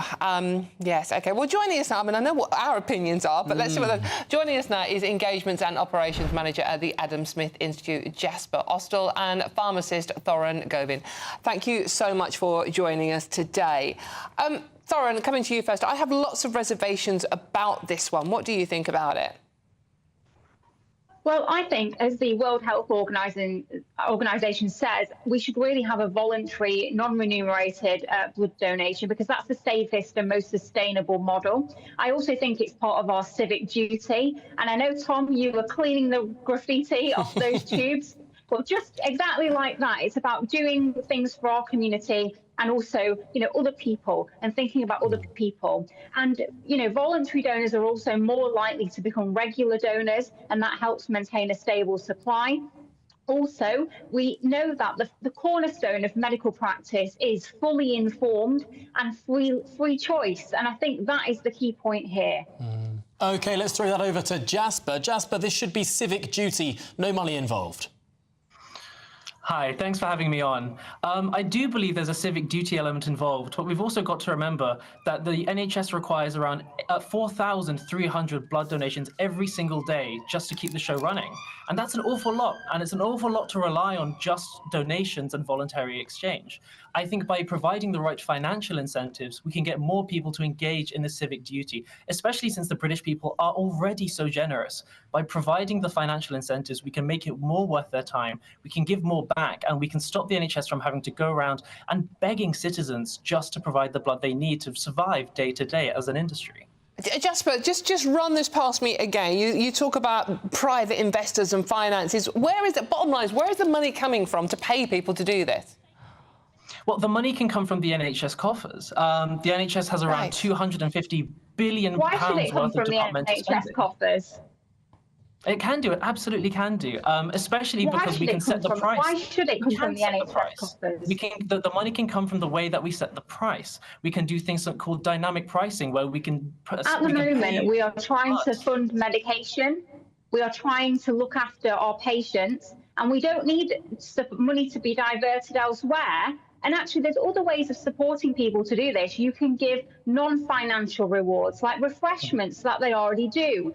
You can also yes, but unfortunately, if those non-financial investments were already working, then the NHS wouldn't be putting out Amber Alerts. Unfortunately, the matter of the fact is that there is a supply-side issue with the amount of blood in the NHS, and providing financial incentives is the best way to get people to spend their time and their effort to provide the blood that's necessary. It doesn't have to be expensive. We can do dynamic pricing based on blood types, based on the amount of supply the NHS already has. But the bottom line is that there is a supply side issue, and we've seen in places like Austria, places like Southwest Germany, places like the US, that financial incentives are the best way to get people to provide the blood necessary for the NHS to keep running. Jasper, the problem with that is that the countries you've mentioned have private healthcare. There is money in the system. The NHS is skin. money is hard with the NHS. I agree. However, we need to be thinking about what we're spending our money on, and blood is one of the most important elements of the NHS's supply. And unfortunately, it's got less than a week's worth. It's got less than a week's worth of blood supply at any given moment in time. And blood is one of the most important medicines that can be provided. It's needed for things like traumatic childbirth, sickle cell anemia. Regular blood transfusions are really necessary for people. So yes, times are hard, but we need to be making these decisions about what we're spending our money on. Yeah, Thorin, I want to put this to you because, of course, we do see huge supply constraints when it comes to blood, and I suppose that can have knock-on effects in making other things more expensive. If you have to keep someone in a state of suspended animation rather than going ahead and doing the surgery that you could do, I mean, that could have knock-on costs because we have this constant shortage. I mean, if it were to work out revenue neutral, would this be something that you would consider? Absolutely. I think it's an education. Sorry, Jasper, let's go to Thorin just quickly. Oh, sorry. People don't always understand. People don't know the process of blood donation. They don't know that it's relatively, easy to do. They don't know where they can go and get it done. It needs to be made easier. But, there may be ways of getting it to people's workplaces rather than them having to leave their workplaces. So we need to make the effort as healthcare professionals and as the NHS to go to where people are going to be able to do this. Okay, anything you'd like to say to that, Jasper? Again, I think we agree slightly more than it sounds. I also agree that the process of blood donation is a bit cryptic, but the best way to get people involved in that process is to provide a pull factor, something that they can get out of it. Because as generous as the British people are, altruism alone is an unreliable way to fund the UK's one of the UK's biggest employer and one of the backbones of our society. Just very quickly, we're running out of time, unfortunately, but obviously to do this, we'd need a screening process to make sure people were donating healthy blood. We've had problems with this in the past. That's going to cost money as well. Yes, it absolutely will cost money, but we're already screening people. The contaminated blood scandal was horrendous, but the government, for all of its credit, has really bounced back with its screening processes. And I think we can safely say that the government is really, really aware and sort of conscious and cautious of taking in contaminated blood. These screening processes already exist, so we can trust the people, the really incredible nurses who do these blood donation schemes and run them to screen the blood that they're taking. And I don't think financial incentives would really pollute that in any way. OK, well, Jasper Austell and Thorin Govind, thanks so much for talking through this thorny debate. I mean, it is, well, I think the screening question would apply to either side of the debate, because you can't just trust people who donate out of the goodness of their hearts. Give me 50 quid and some blood. Obviously, it's all perfectly normal. What do you think, then? gbnews.com/your say. Do you think you should be paid to give blood, or is it your civic duty? Do let us know. Well, this is Good Afternoon Britain on GB News, and there's plenty more to come. Yes, a graveyard gardening, the goat way. You love this story, don't you? A Welsh churchyard turns to a herd of hungry goats for an eco-friendly makeover. We'll have all the details on that one, but first it's time for the news headlines with Lewis Mackenzie. You do like this story?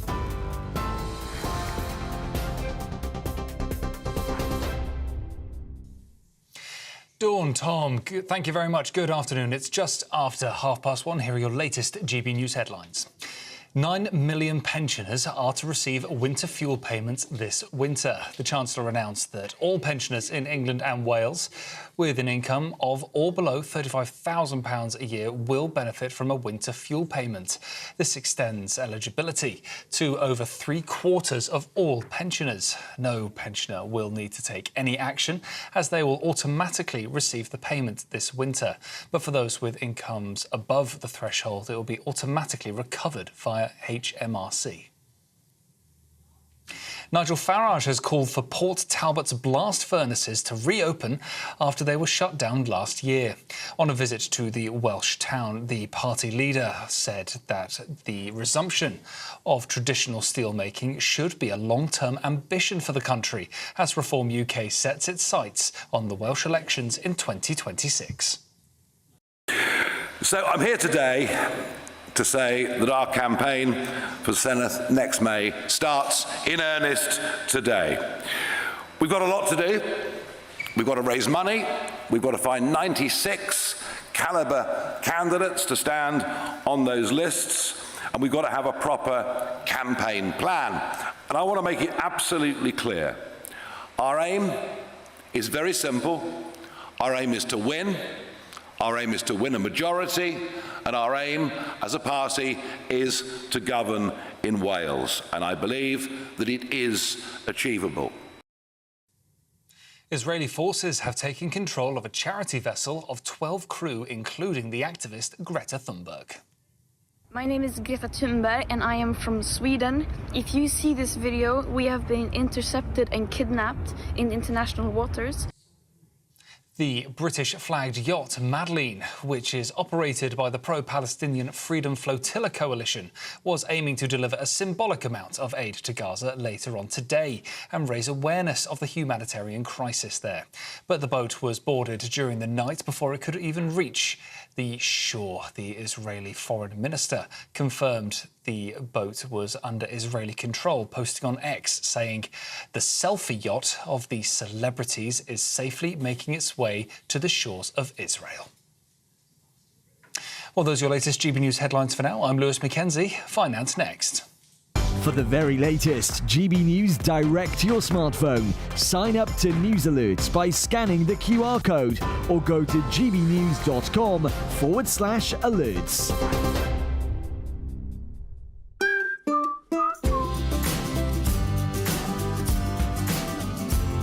Done. My Claim Group sponsors the GB News Finance Report.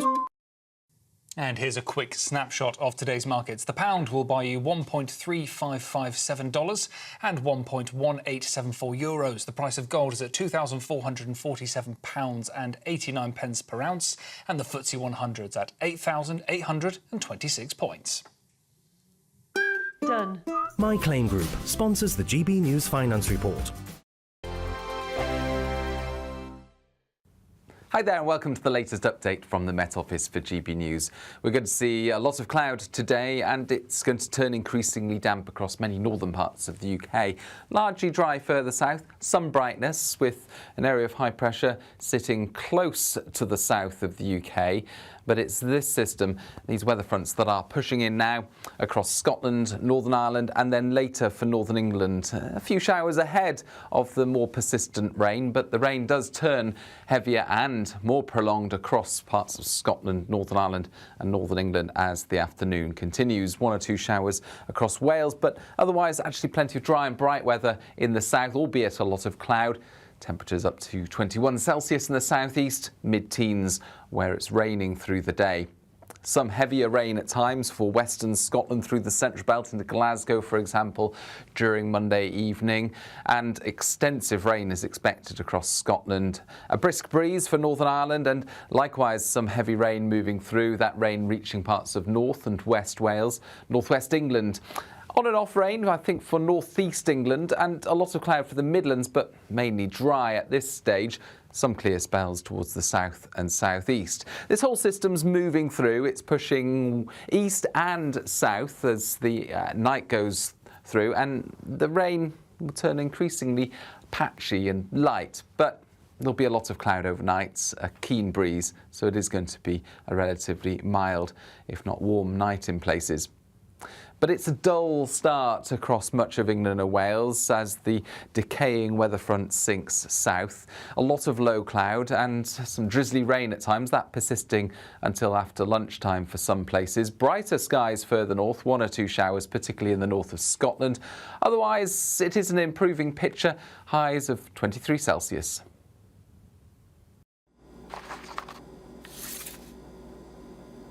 Crash Law 24 sponsors GB News Traffic and Travel Report. Good afternoon. This is the latest AI travel news from gbnews.com. On the M6 in Walsall, a broken down vehicle southbound between Junction 11 and Junction 10 has caused a lane closure and delays of up to 30 minutes. Meanwhile, roadworks on the M4 westbound from Junction 41 Pentilla Baglan to Junction 43 Landarcy have resulted in a full closure with diversions in place. In Northamptonshire, a traffic collision on the M1 northbound between Junction 16 and Junction 18 has closed 2 lanes. And on the trains, major disruptions are affecting the Elizabeth line between London Paddington and Heathrow Airport, Reading and the Great Western Railway between London Paddington and Reading. Stay informed. For more travel news, go to gbnews.com. Crash Law 24 sponsors GB News Traffic and Travel Report.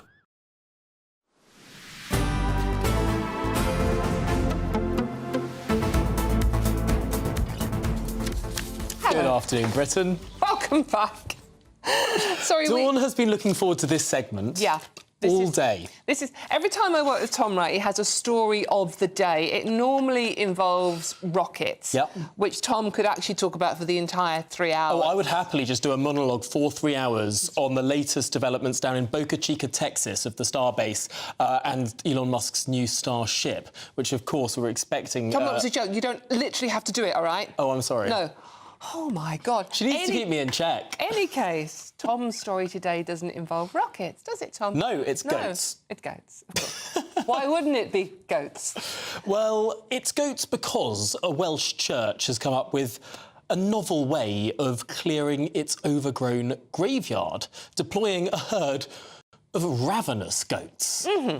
Yes, and look, you can see there, that is a Welsh graveyard indeed, because you can see it's got the rolling green hills of Wales in the background, and this is St Andrew's Churchyard in Narberth, have I pronounced that right? Narberth? Narberth, yeah, absolutely. It's in Pembrokeshire. Yeah, absolutely. Oh, is it right? OK, well, lots of English people in there, but yeah. And the goats have been loaned from a nearby business, and they chew their way through the brambles, the weeds and the excess foliage. It's a 13th century church. It looks very, very beautiful. And the best thing about this is these goats are actually monitored by GPS to ensure that they don't wander off. So that they eat the right sort of weeds and brambles and that they don't sort of go into the next door neighbour's farmer's field. Yeah. So the council have said the goats provide a natural and chemical-free way of clearing areas, and they are trailing the method over the next 2 to 3 weeks. Residents have been asked not to approach the goats and to supervise children and dogs near them. I mean, I think it's fantastic. I mean, the council is saying this is better than sort of chemical weed killers being sprayed all over these beautiful landscapes. So it's a natural and chemical-free and probably a lot cheaper than getting a gas-guzzling sit-on sort of lawnmower. I mean, just have some goats around. Why not? Well, absolutely. And this is a company now called Bio Goats to Rent. Bio Goats to Rent. I'm not making this up. It probably sounds better in Welsh, to be honest with you. But no, it makes a lot of sense. However, Tom, I put it to you. This is Wales, right? Rolling green hills, lovely, very old churchyard. It wouldn't necessarily work all over the country, would it?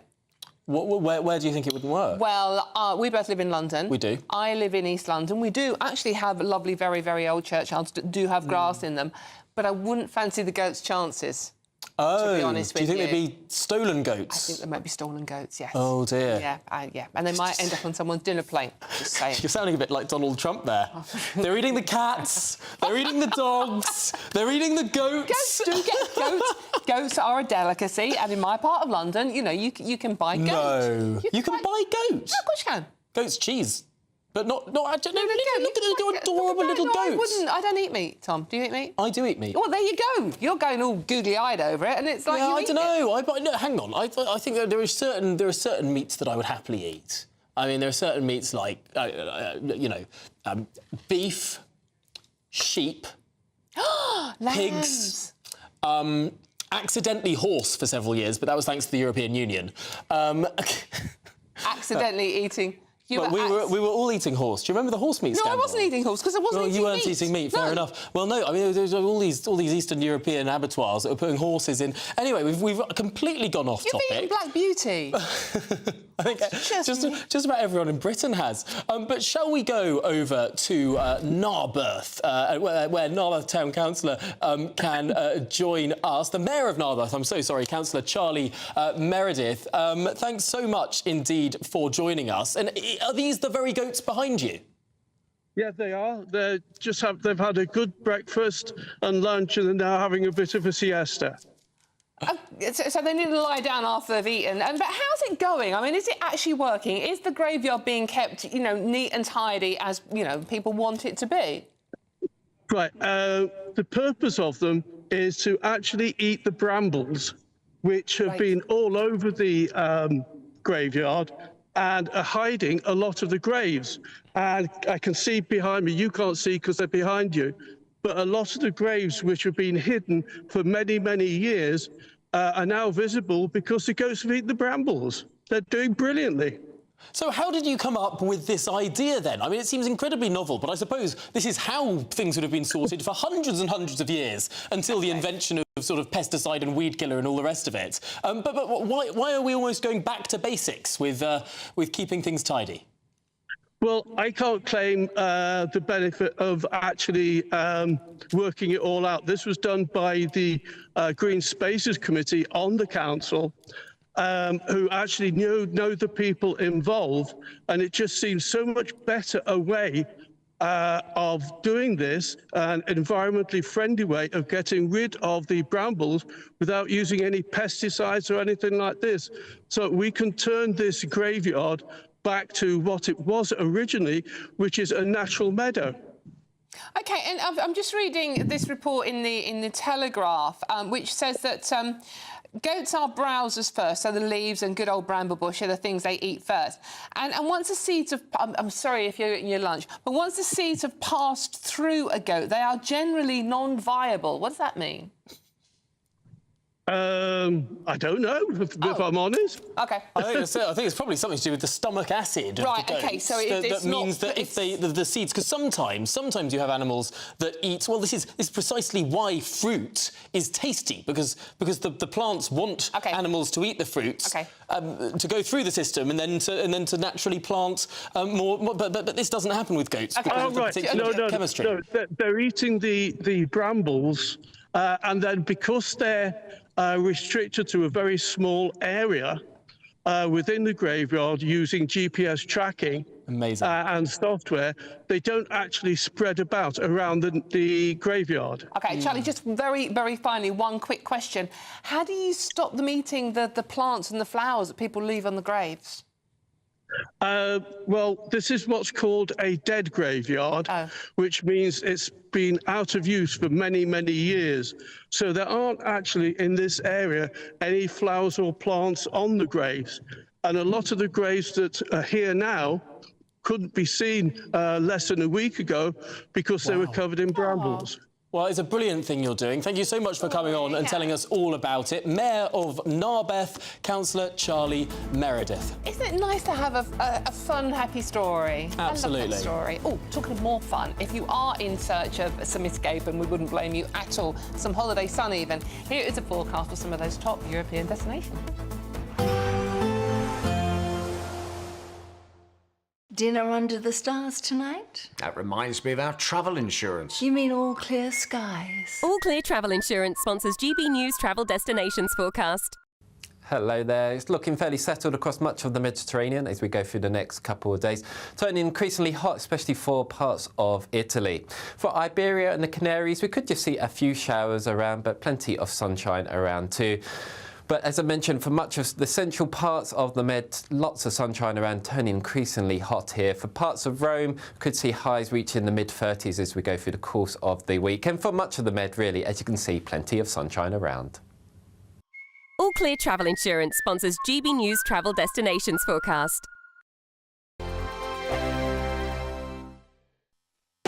You want to know what's really going on in the corridors of power? Labour don't know what to do with you half the time, and that makes you quite lethal in the chamber. Get behind the headlines with Chopper's Political Podcast. Join me, Christopher Hope, as I sit down with the great and the good of British politics. We'll see where this ruling takes us. These are the stories shaping our nation. Chopper's Political Podcast, available now on all platforms. Listen in and stay ahead.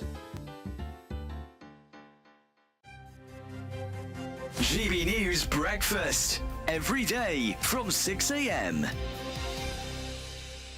Are these two things linked? Is an excess of belly fat perhaps hindering our children's education?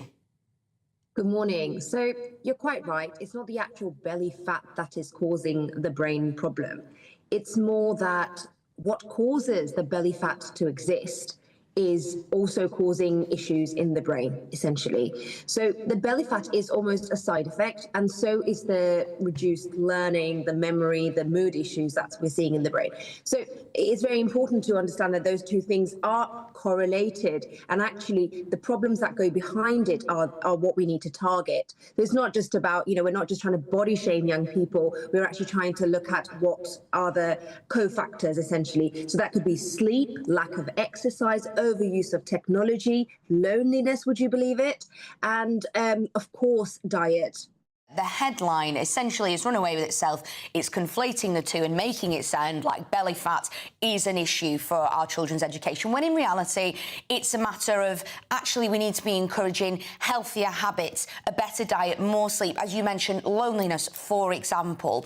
Is it healthy, though, for these headlines to suggest, like you said, potential for body shaming, potential for, you know, parents getting the wrong impression? Is that what the real issue here is? I mean, everything has a positive and a negative side. If any parent looks at this and thinks, oh my gosh, I'm seeing my child is getting a little bit podgier around the middle, I need to do something, and kicks them into action. And same with children, you know, it's not a bad idea to inform them and educate them about diet and exercise, and it's good to know about those things. GB News, the People's Channel.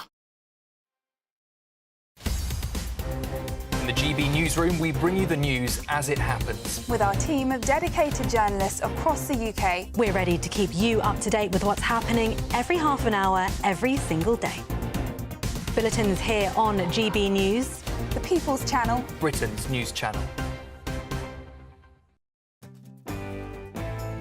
I'm Andrew Pearce. This is GB News, the People's Channel, Britain's news channel.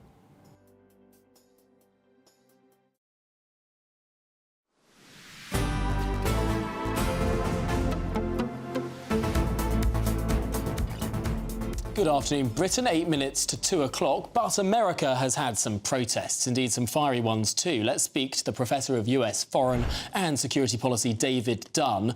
David, what is going on in Los Angeles? Well, good question. So what's happened there is that the ICE, the Immigration Customs Enforcement Agency, has gone into California and been rounding people up and going to places of work and rounding people, more than 2,000 people a day, who they suspect of being illegal immigrants, and they've been detaining them and with the plan to deport them. That itself has been controversial because we've seen instances where people have been deported who aren't actually entitled to be deported from the United States, and therefore there have been protests in response to those actions. The LAPD initially said that they were praising the protesters for the peaceful way in which they conducted those actions, but there have been also sporadic instances of violence. The Trump administration responded to that by saying that they wanted to send in the National Guard. The governor of California said, we've got this. We've got 8,000 LAPD. We've got another 10,000 police we can call on. These are localized, small instances of violence. There's nothing to worry about. It's nothing like the scale of 1992. But Trump said, no, I'm going to override you and send in 2,000 National Guards onto the streets. And that has caused further protests and further riots. The governor of California, Gavin Newsom, has said that this is intentionally inflammatory. And by putting the National Guard on the streets, he's made things worse. And now we have riots on a larger scale. Nothing like we'll keep a close eye on so it. David Dunn, thanks indeed for joining us. We've run to the end of the hour, but do stay with us here on Good Afternoon Britain. Much more to come after this.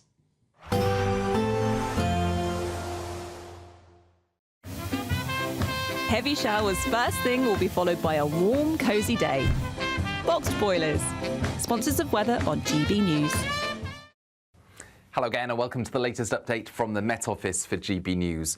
Fine at first today in the south, but mostly cloudy, and it's increasingly damp. That rain persisting through the rest of the day across many northern parts of the country because of these weather fronts that are moving in at the moment. High pressure just to the south of the UK, keeping things dry for the time being, but really as we go into the evening, the rain in the north starts to spill south. It's on and off rain. There will be some heavy bursts for parts of northern England, North Wales, but through the hours of darkness it does turn light and patchy, drizzly outbreaks of rain more than heavy bursts. And it stays dry to the southeast, drier to the north with showers following the main area of rain, but for most it's a cloudy and mild night.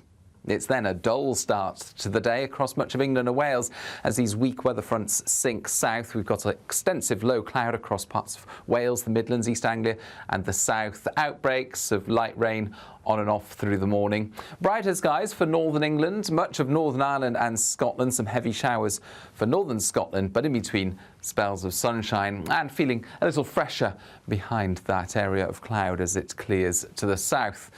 But it's going to feel fairly muggy in the south, I suspect, with the cloud persisting until early afternoon in places, and the drizzly rain will continue as well, but it will become increasingly restricted to the south of England after lunchtime.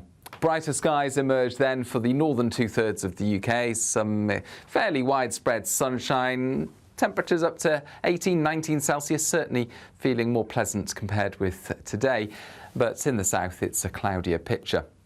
Then as we go into Tuesday night, we're going to see a lot of clear skies at first, and that leads us on to a mostly fine Wednesday. It's going to start to feel warmer, and it's going to particularly feel humid on Thursday and Friday with the risk of thundery downpours. There will be a light breeze in the morning, leading to a warm front. Boxed heat pumps, sponsors of weather on GB News.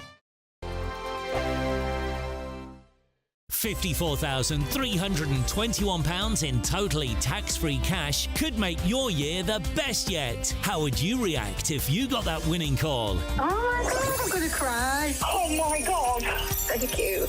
You weren't expecting to get that call today, were you? No, I wasn't. For a chance to win £54,321 cash, text cash to 63225. One entry costs £2.50 plus one standard network rate message. Or text bonus to 63225.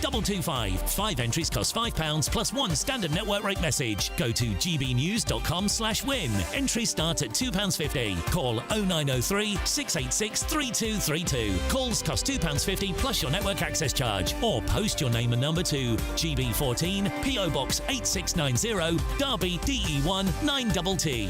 UK only. Entrance must be 18 or over. Lines close at 4 p.m. on the 1st of August. Please check the closing time if listening or watching on demand. Good luck. In the GB newsroom, we bring you the news as it happens. With our team of dedicated journalists across the UK, we're ready to keep you up to date with what's happening every half an hour, every single day. Bulletins here on GB News, the People's Channel, Britain's news channel. From the school run to the home run, watch a new show for all of Britain. He can say whatever he wants. A straight-talking show where all voices are heard.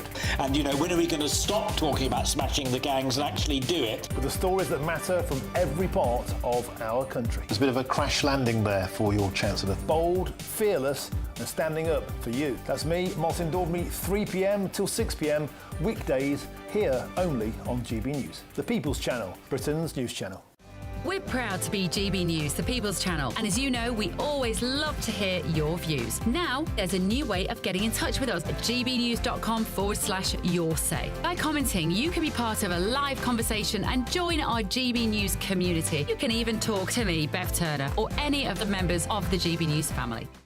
Hi, I'm Michelle Dewberry, and my show is your opportunity to cut through all the noise and dive in headfirst to some robust debates. Ideas clash. Situation, Because you're deliberately avoiding my point. Nothing's held back. And if you think this is the end of it, wait for more. And we do not shy away from the difficult stuff. Sometimes I want to shake people and say, if only you understood. So join me on Jubes & Co. weeknights at 6 p.m, only on GB News, Britain's news channel.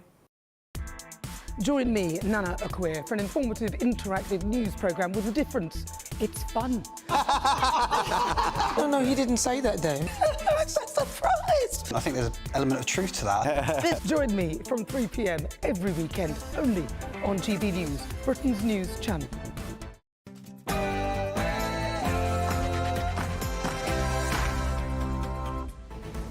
Good afternoon, Britain. It's 2 o'clock on Monday, the 9th of June.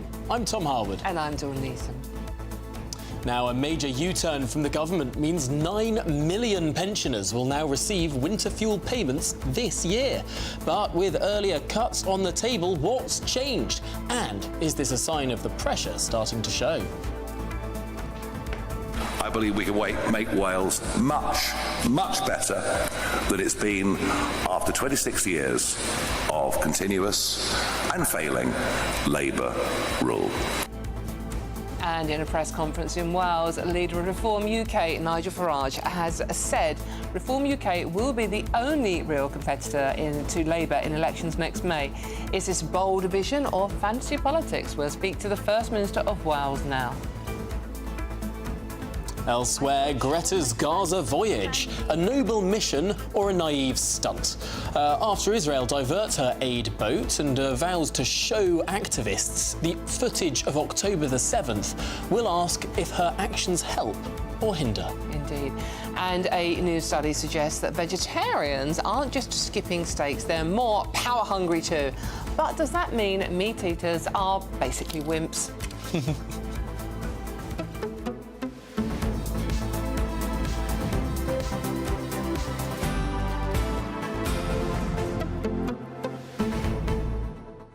I'm looking forward to that debate. Oh yeah, well, meat eater over here, vegetarian. Vegetarian, yeah. Yeah. So we do show all sides, all perspectives. Well, maybe we should save that for the segment. Okay, fine. We could. Okay. Right. This is actually surprisingly evenly matched. I think we'll just call that a draw. Okay. Oh no, but I relaxed. Oh no. Oh, that wasn't the sausage. That wasn't the sausage that won it. I relaxed because we might have to do it under proper test conditions later. But it is a busy hour. This hour, we've got an interview with Nigel Farage upon his launch of his Welsh campaign, and also live on this programme we'll have the First Minister of Wales to get her reaction. Yeah, responding to everything Nigel has said about the years of failure under Labour in Wales, and there's quite a few of them, so very interesting to hear what she's got to say. But more importantly, we want to hear what you've got to say about everything we're talking about on the channel today, even arm wrestling, if you want, your choice. It's very easy to get in touch, that hurt, by the way. gbnews.com/your say. But before we do all that, let's get those news headlines with Lewis.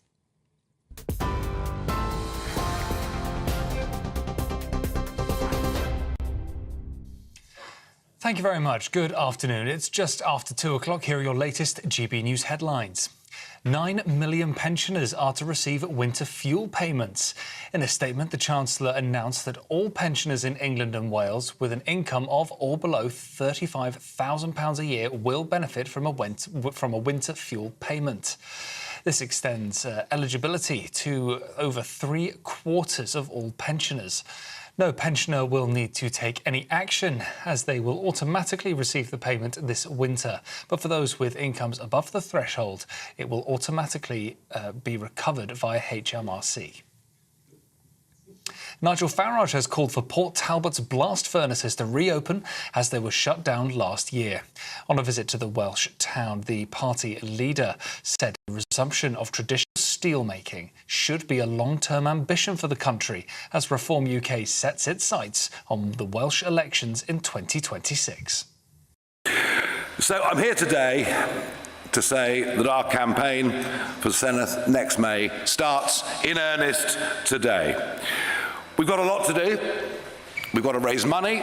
We've got to find 96 calibre candidates to stand on those lists. And we've got to have a proper campaign plan. And I want to make it absolutely clear. Our aim is very simple. Our aim is to win. Our aim is to win a majority. And our aim as a party is to govern in Wales. And I believe that it is achievable. Secondary school pupils will be taught skills in artificial intelligence as part of a drive to put the technological power into the hands of the next generation. In a speech this morning, the Prime Minister announced around 1 million students will be given access to learning resources to start equipping them for the tech careers of the future as a part of the government's £187 million Tech First scheme. With the new Tech First training programme, that's up to 1 million young people trained in tech skills that will be so crucial for their future. That's a £185 million investment embedding AI right through our education system, starting in our secondary schools with subjects like computer science. Policing is expected to receive an above-inflation boost in the spending review after 11th-hour cabinet negotiations over the weekend. Chancellor Rachel Reeves is prepared to announce real terms increases to budgets for the service every year as she sets out spending plans over the next 3 years. The expected increase comes after two senior policing figures publicly warned the Chancellor that the service is broken and forces are left with no choice but to cut staff to save money. National Guard troops have arrived in Los Angeles as the city braces for a third day of rioting over raids on undocumented migrants. National Guard troops have been guarding federal government buildings as police and protesters clashed in separate demonstrations. The state's Democratic Governor Gavin Newsom has called the move unlawful as Donald Trump becomes the first US leader in 60 years to deploy the National Guard without a request from a state governor. Meanwhile, a sweeping new travel ban introduced by the US president has now come into force, blocking entry from nationalities from 12 countries, including Afghanistan, Iran, Libya and Somalia. Trump cited last month's attack at a pro-Israel event in Boulder, Colorado as justification. Though the suspect was Egyptian, Egypt is not currently on the list. Critics say the move is politically charged, while the White House insists it's all about national security. Well, those are your latest GB News headlines for now. I'm Lewis McKenzie. More from me in half an hour's time.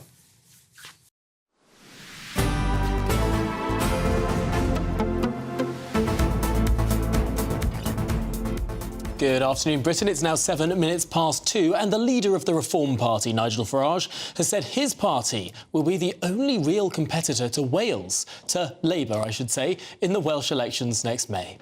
Reform pledged to defy the government to reopen coal mines in Wales if the party wins power next year.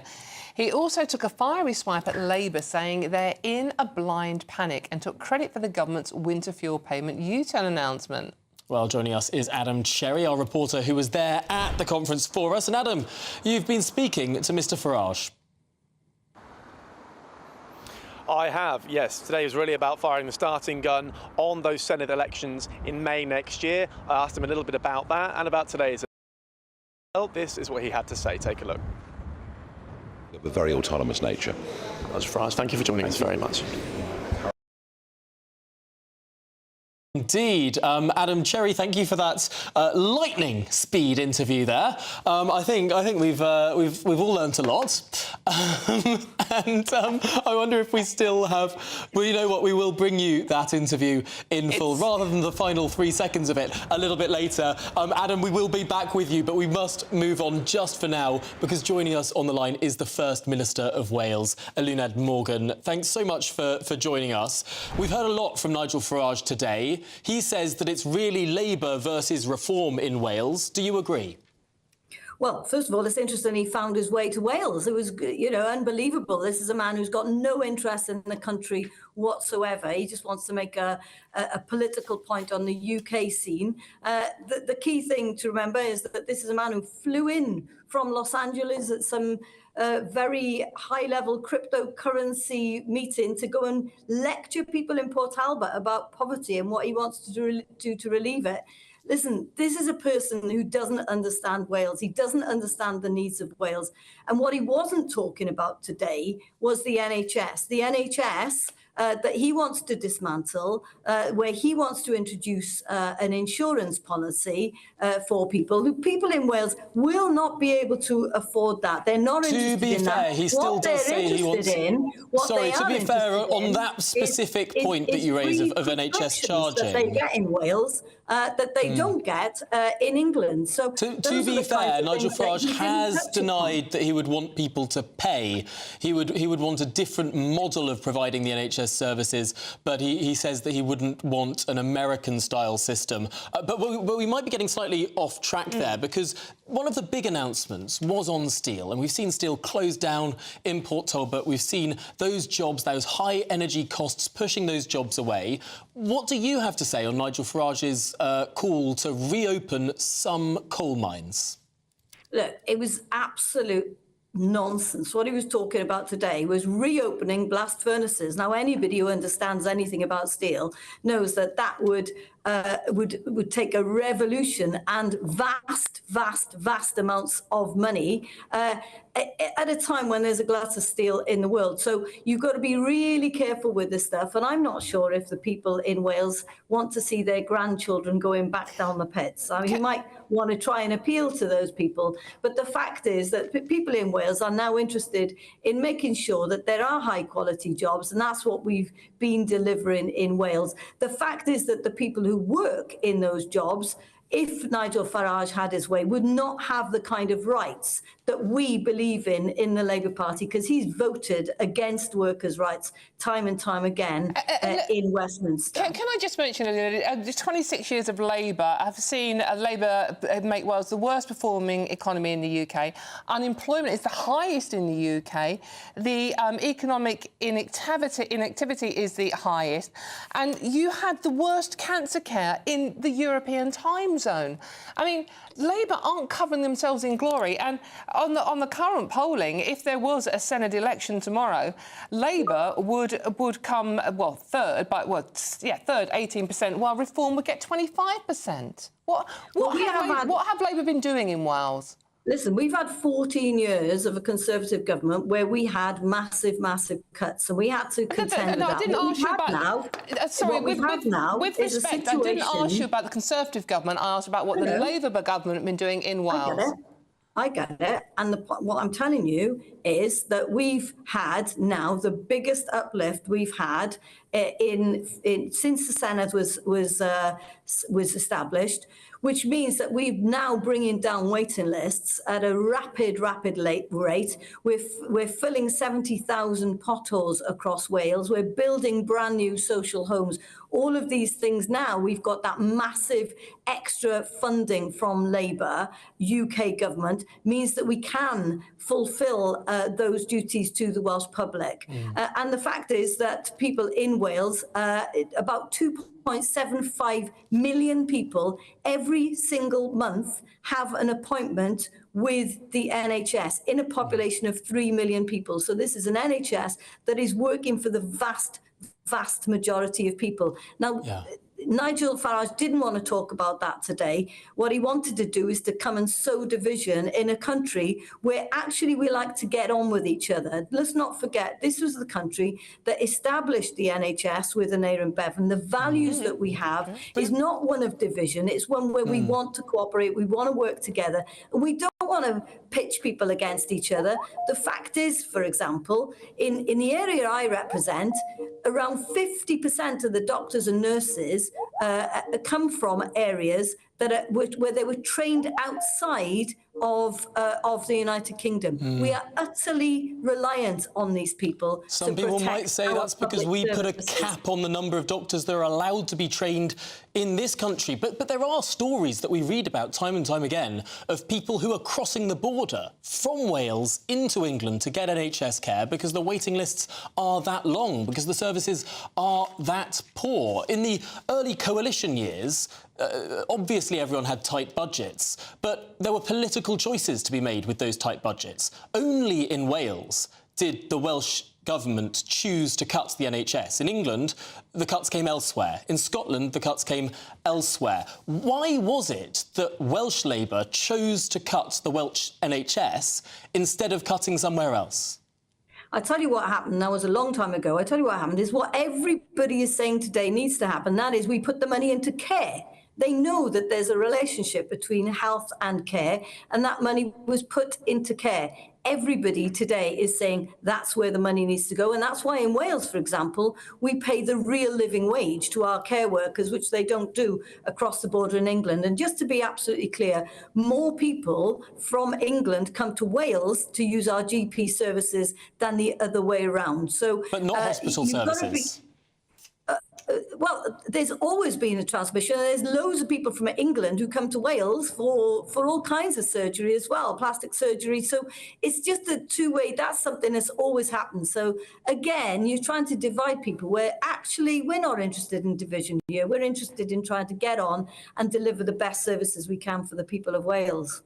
But it doesn't. Your message doesn't, with all respect, doesn't appear to be getting across, because people would still vote for Reform UK over Labour in Wales. What do you think is the reason behind that? Well, let's have a look what happens, OK? We've got a long time to go till the election. But what I do know is that last time Nigel Farage's party were elected to the Senedd in the form of UKIP, 7 people were elected. By the end of the term, 6 of them had left and joined 3 different parties. That's the truth of reform. When the rubber hits the road, they fall apart. And that's what you'll see now in councils across England. Once they hit the reality of trying to actually make things happen, they will collapse. And we don't even know who will lead reform in Wales yet. They're too scared to appoint somebody because they know that it's too difficult to find somebody sensible who can lead them in a way that is convincing for the Welsh people, because nobody really thinks of reform as a Welsh party.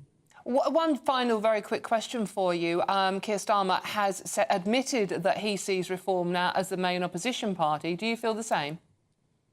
Well, in Wales, I've got to tell you that the opinion polls are showing, if anything, that there is a threat also from Plaid Cymru. So I'm very, very clear that we've got to fight on both fronts.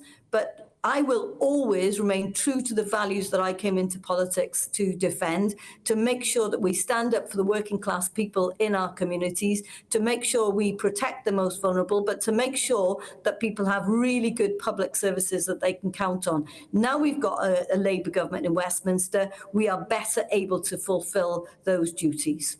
OK, well, 10 months to go. I'm sure this will not be the last time we see a bit of a back and forth between you and Nigel Farage. But Eleanor Morgan, thanks so much. Thanks so much for coming on the programme. Great pleasure to have you on, and indeed all the best. Yeah, thank you. Well, what do you think? gbnews.com/your say. Let us know what you've just heard. Very interesting to hear your thoughts on that one. Now, go on. Do you want to do... He said that in unison. Now, we're twinning. We really are literally twinning here after that arm wrestling moment. I'll do this. The government has confirmed that 9 million pensioners will receive winter fuel payments this winter. It's a major U-turn. Anyone over state pension age in England and Wales earning £35,000 or less will now be eligible for the support. But just how welcomed is this U-turn? Well, joining us now is GB News viewer Fergus McKelland. Fergus, thanks for being with us on the programme.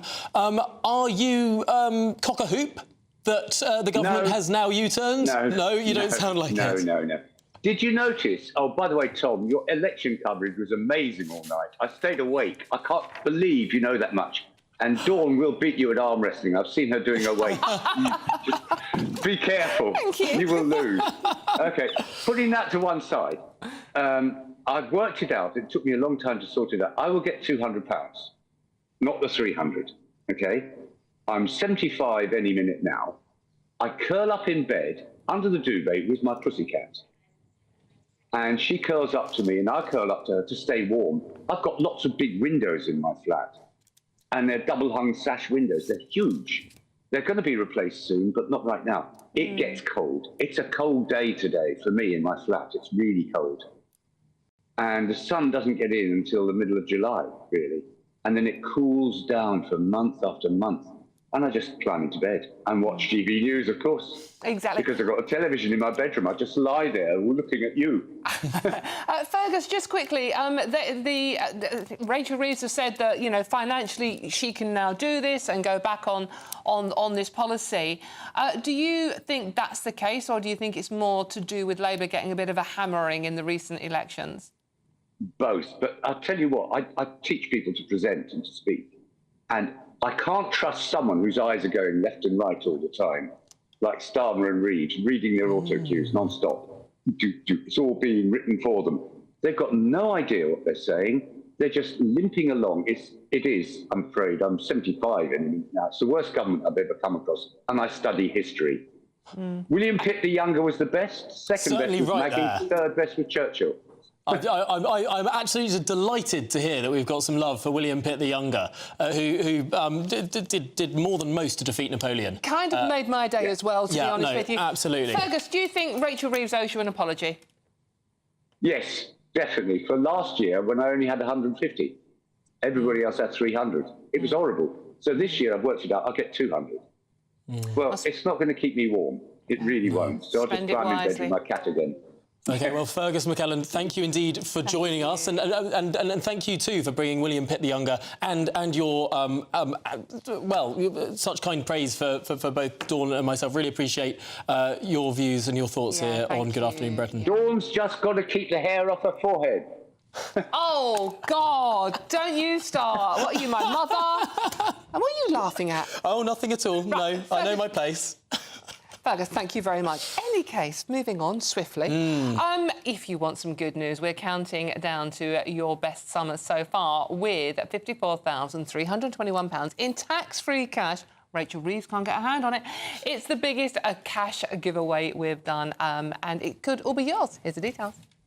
We're kick-starting summer in 5, 4, 3, 2, 1 with your chance to win our biggest cash prize to date, as there's an incredible £54,321 in tax-free cash to be won. What would you spend it on? A brand new car, the holiday of a lifetime, or just the chance to sit back, relax and remove some of those day-to-day financial stresses? £54,321 in tax-free cash has to be won. For a chance to win £54,321 cash, text cash to 63225. One entry costs £2.50 plus one standard network rate message, or text bonus to 63225. 5 entries cost £5 plus one standard network rate message. Go to gbnews.com/win. Entries start at £2.50. Call 0903 686 3232. Calls cost £2.50 plus your network access charge, or post your name and number to GB14 PO Box 8690 Derby DE1 9TT.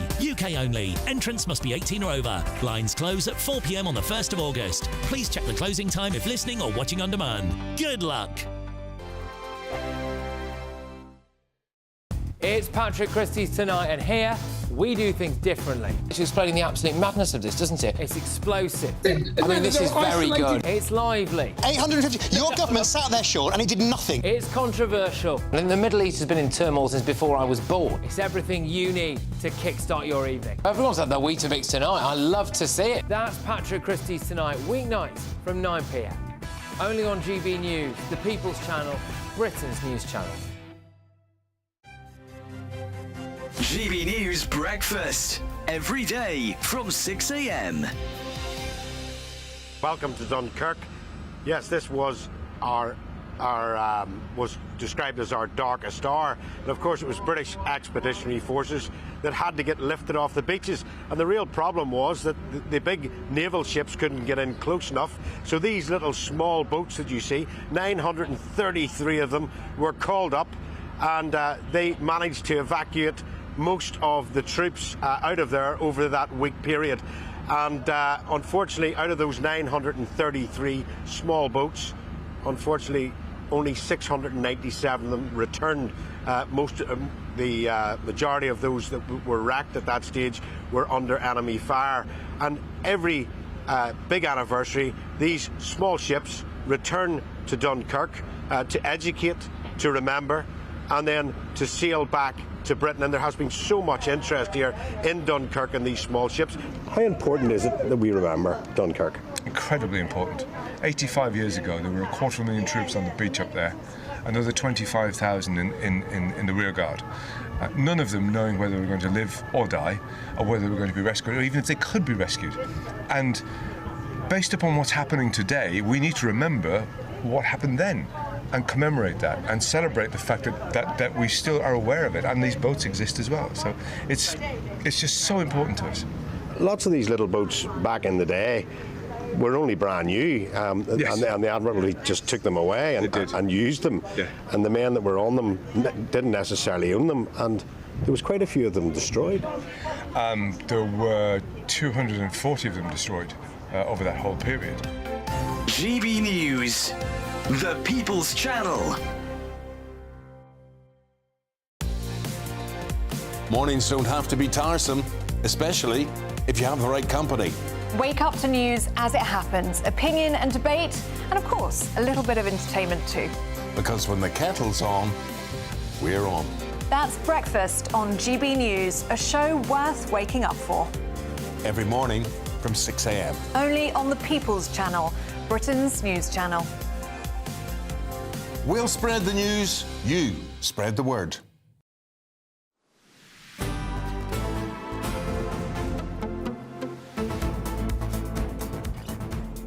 Good afternoon, Britain. It's 25 minutes past 2.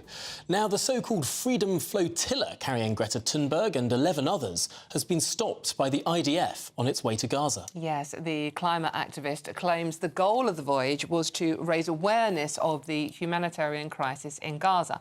But the Israeli government has criticised what it calls a selfie yacht stunt and has said those on board the vessel will be forced to watch a video of Hamas's October 7 atrocities. So, is Greta Thunberg a help or a hindrance to the Gazan cause? Is it about Gaza or all about her? Well, to debate this, we're joined by the former spokesman for the State of Israel, Elon Levy, and the socialist commentator, Samuel Sweek. Elon, we're going to start with you. Why did Israel intercept this boat trying to deliver aid to Gaza?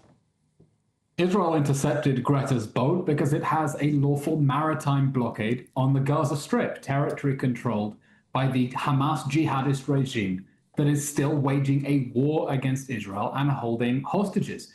Israel says, no, nothing can come in without getting inspected by Israel first, because then Hamas is going to be able to smuggle weapons into the Gaza Strip. So the boat is being tugged to Ashdod port. The few bags of flour and tampons that they brought will be delivered to Gaza through the established channels, and they'll be deported on the first available flight. Okay, Samuel, let's come to you on this. I mean, it does seem to have backfired because a lot of people are accusing Greta of it being a publicity stunt now, all about her, and it's detracting from what does actually need to happen to this situation. Well, no, I would disagree on the front that it's detracted at all. If anything, it has raised a lot of awareness, which was always the aim. The aid they were carrying was never supposed to feed the millions trapped under Israel's blockade in Gaza, but to be a symbolic gesture to essentially raise the awareness of the starvation that the people of Gaza are experiencing under Israel's siege and bombardment. And in terms of Greta Thunberg, obviously has a massive platform. We're here on the news talking about this. The devastation that has happened in Gaza under Israel is absolutely unforgivable. The people who, when Israel has controlled the aid, there are people who have been shot, people who have been targeted, and people are starving in Gaza. We need to continue raising awareness, and I actually applaud Greta Thunberg for bringing this to the world's attention. Elon, what do you make of that? That anyone who supports humanitarian aid in Gaza should get behind the Gaza Humanitarian Foundation, the new American program that distributed 10 million meals worth of food in the time that Greta was taking selfies on her yacht on the Mediterranean. Israel is trying to get aid to the people who need it while making sure that Hamas cannot steal it. In the course of the war, Israel has let in over 1.8 million tons of humanitarian aid into Hamas-controlled territory. You know what the problem is with letting supplies into Hamas-controlled territory? Hamas intercepts it. And that's why the people who are picking up aid from the new system are shocked that they're getting it for free, because they're used to having to pay through the nose at the markets. It's important that aid reach the people who need it and that we intercept Hamas's ability to finance this war that it launched on October 7th, has been waging for over 600 days, and anyone who wants this war to be over should be pressuring Hamas to surrender, to lay down its arms, and to hand over the hostages who are actually starving. Samuel, do you accept the point that if there was open sea access to Gaza, it wouldn't just be food that was delivered, that Hamas would accept munitions, that this would lead to an escalation in their ability to wage war? Well, I think just to come in quickly on Elon's point there, 3 months the people of Gaza had aid withheld by the Israeli forces. 3 months where people were starving and pushed into famine. And also, just to add, there is no credible source beyond the IDF that has actually can provide a jot of evidence that Hamas has been seizing any aid that the UN was bringing in, where people were actually receiving aid before they were blocked by the IDF. I understand the point that obviously if there was any people who wanted to pump arms into Gaza, that would obviously be something that we'd have to be very wary of, and nobody wants that. People do not want there to be any more violence. I certainly do not. But what we need to establish is that people in Gaza are starving, and the Israeli forces are committing what the ICJ has said is evidence of plausible genocide. Now, that should horrify every single person on earth. It should horrify our government to the point where they stop providing arms to Israel. Our government in the UK is an active participant in every single atrocity that people are seeing, like on our screens, on our social media. And I think look, what needs to be understood is that no person here in the studio, or here on the streets, or anyone else wants to see another person killed, another person starved to death. And the only way we can do that is by having a reliable and long ceasefire, which is backed by our government. And frankly, they just remove all of the arms from the situation in Gaza. Our government continues to provide F-35 parts to the Israeli army, which is bombing children and civilians and hospitals and schools and other civilian targets across Gaza. That is how we bring this to an end. We stop providing the tools of destruction, and then we can get around to helping every single person unhindered. I'm glad you mentioned hospitals there, because it was only yesterday that Israel took the international media to see the military base that Hamas had built directly underneath the emergency department of the European hospital in Gaza. It didn't take the international media, it took its own approved journalists. International media is not allowed to report from Gaza, and you know that. That's a disingenuous comment to make. Because the New York Times was there, and it saw that Hamas had dug a military base. And you know that international journalists are not allowed into Gaza. I sat and listened to you while you spoke nonsense. You'll listen to me. Hamas built a military base directly underneath the emergency department of the European hospital in Gaza, and that is where Hamas warlord Mohammed Sinwar was waging this war. The reason we have seen tragic destruction of civilian infrastructure in Gaza is that the jihadi regime that launched this war is fighting from tunnels underneath homes and schools and hospitals like the European hospital in Gaza. And what people should be outraged about is the really scandalous and atrocious allegation of genocide. Greta Thunberg, before she gets put on the first flight home, is going to be invited to watch the footage of Hamas committing a massacre on October 7th, when they gunned down Israelis at a music festival, burned Israeli families alive in their homes, and then pledged to do it over and over again. That is genuinely genocidal. That is what Israel is fighting to prevent happen again, because Hamas says it will do it if we don't stop it. And anyone who cares about civilians in Gaza should demand Hamas stop hiding in hospitals, using them as human shields, using them as human sacrifices, putting civilians in danger. They should lay down their arms. They should release the hostages who have been held and in some cases executed inside hospitals, and they should allow the people of Gaza to build a peaceful future, not under the thumb of this jihadi regime. And hopefully we can all move on. Samuel, just one point I want to bring up with you. One of the people on this boat is a lady called Rima Hassan. She's a French member of the European Parliament. She has described the Hamas attack on October the 7th as a legitimate action. Greta herself accuses the Israeli forces of kidnapping her. Now, the use of the phrase kidnapping, when we consider what actually happened on October the 7th, surely you have to take issue with some of what's going on this flotilla. Well, no, we can talk all day about maritime law if you like, but in international waters, a British flagged boat was boarded and taken by Israeli forces. Samuel, can you just answer my question first, please?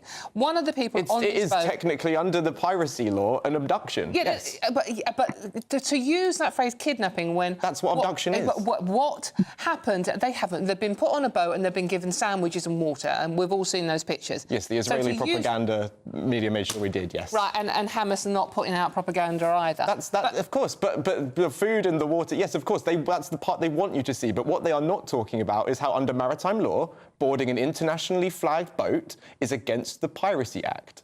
That is what Israel has done. Not when it is trying to break a maritime blockade against jihadi-held territory that is at war Civilians are starving, Elon, and you know this, and that's deliberate from the Israeli forces. 1.8 million tons of aid have entered the Gaza Strip in this war, including over 1.3 million tons of food. Over 10 million meals have been distributed just in the time that Greta was floating on After that. 3 Just the time that months. Greta was floating. 3 months of blockade. That 3-month pause in aid happened after a ceasefire in which 500,000 tons of aid entered Gaza in the space of 6 weeks, creating a massive surplus that Hamas was able to exploit in order to continue financing this war. It was only when Israel stopped aid going into the broken, corrupt UN mechanism that Hamas stopped Where's being your able to pay evidence its that fighters. it's broken and corrupt? You can't just come out and call the UN corrupt. I mean, let's be honest now, Well, you you were only removed look from at your the war, you post need as an to- you Israeli asked me a question. spokesperson because you were speaking nonsense and they binned you off for it. So really, for you to come onto this channel and start talking about the UN being corrupt... You asked me a question. And your answer is absolute nonsense. It's nonsense. Unsourced, unfounded nonsense. You're now accusing the UN of being complicit in any sort of devastation against the Israeli people. Okay, Samuel, we are short of time, so let her have a response to this and then we're going to have to call it. Yes, the same United Nations that says it has no idea how all the concrete that went in for civilian reconstruction before this war ended up in 400 miles of Hamas tunnels underneath Gaza. Yeah, they turned a blind eye to that, and the blind eye against Hamas's exploitation of humanitarian aid has been going on for far too long, and it needs to be called out. OK, look, Samuel Sweek, Elon Levy, thanks so much for being here, for putting your passionate cases across. We really appreciate both of your points of view. We're going to go a little bit late now to the news bulletins. But, of course, this is Good Afternoon Britain on GB News, and there's lots more coming up on today's programme. I'm about to take you through my weekend tube tidy up and just why I felt compelled to get that cleaning spray out. But first, it's your slightly delayed news bulletins with Lewis.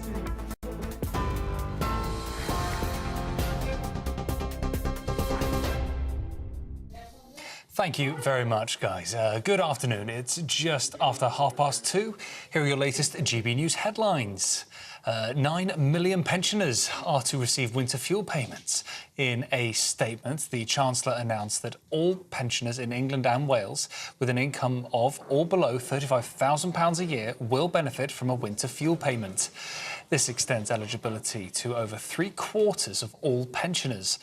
No pensioner will need to take any action, as they will automatically receive the payments this winter. But for those with incomes above that threshold, it will be automatically recovered via HMRC.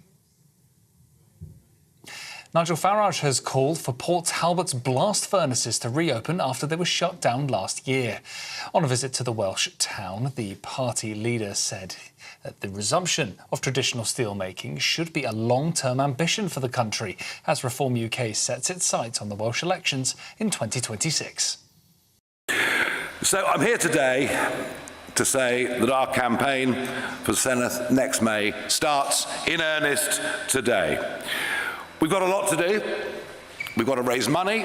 We've got to find 96 calibre candidates to stand on those lists. And we've got to have a proper campaign plan.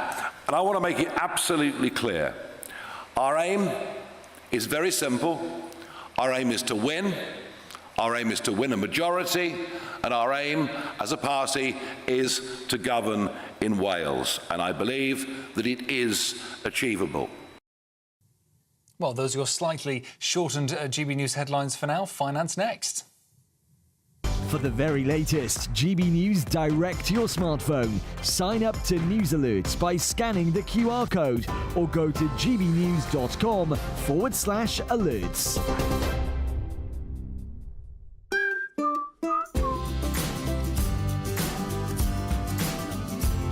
Done. My Claim Group sponsors the GB News Finance Report.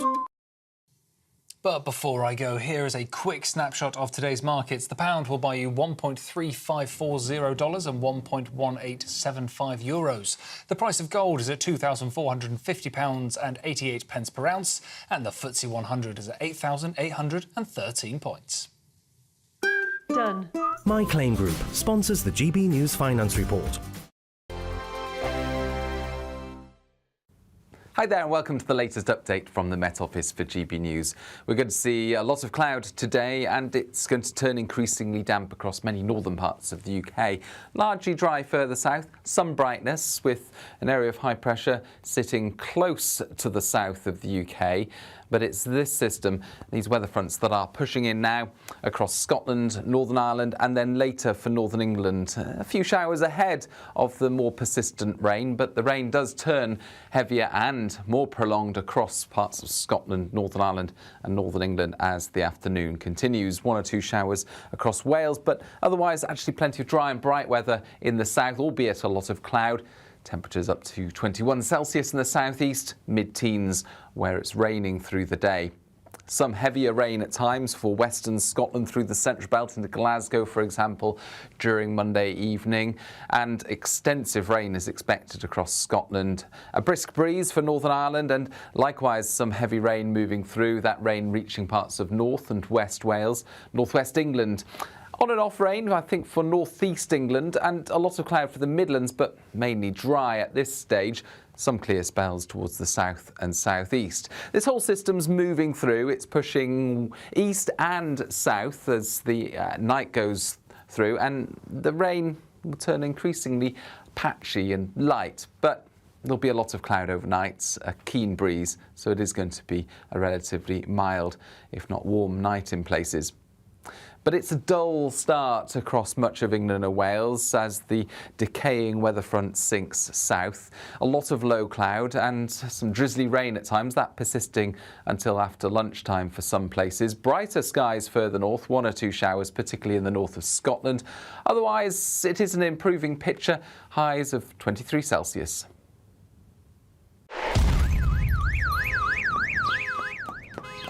Crash Law 24 sponsors GB News Traffic and Travel Report. Good afternoon. This is the latest AI travel news from GBnews.com. Motorists using the M6 southbound face delays around junctions 11 and 10 due to a broken down vehicle. On the A725 northbound at Belsey Hill, a stranded vehicle causes restrictions. Drive with caution. Expect congestion on the A50 in Derbyshire between the A515 and A518. In Wiltshire, the A419 southbound might have a broken down vehicle. Maintenance has closed the M4 between junction 41 at Pentilla and junction 43 at Landarcy, with diversions available. And on the trains, Elizabeth Line and Great Western Railway face disruptions between London Paddington and Reading. For more travel news, go to gbnews.com. Crash Law 24 sponsors GB News Traffic and Travel Report.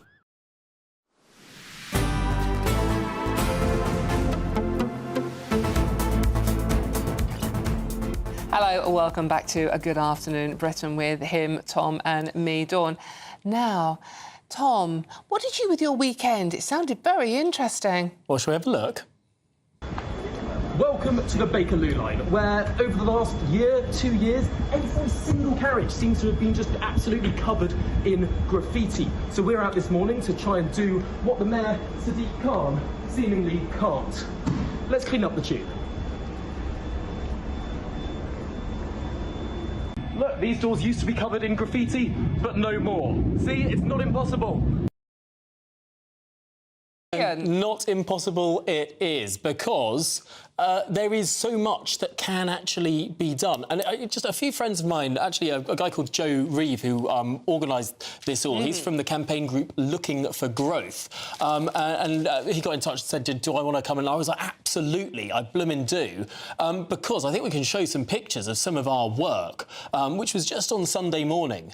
And it was actually remarkably simple. What we did was we sprayed the graffiti with sort of anti-graffiti spray, eco-friendly anti-graffiti spray, actually, as it is. I didn't know it was a thing. A bit of scrubbing, and look, it just comes off. I mean, this stuff is not rocket science, and you'd think that TfL would employ some people to do this. But, I mean, if TfL won't do this, we thought we'd go and help show how it could be done. Which is fantastic. You did a great job. But you did it very early in the morning. That's why there's no passengers on the train. But it was a live operating tube train.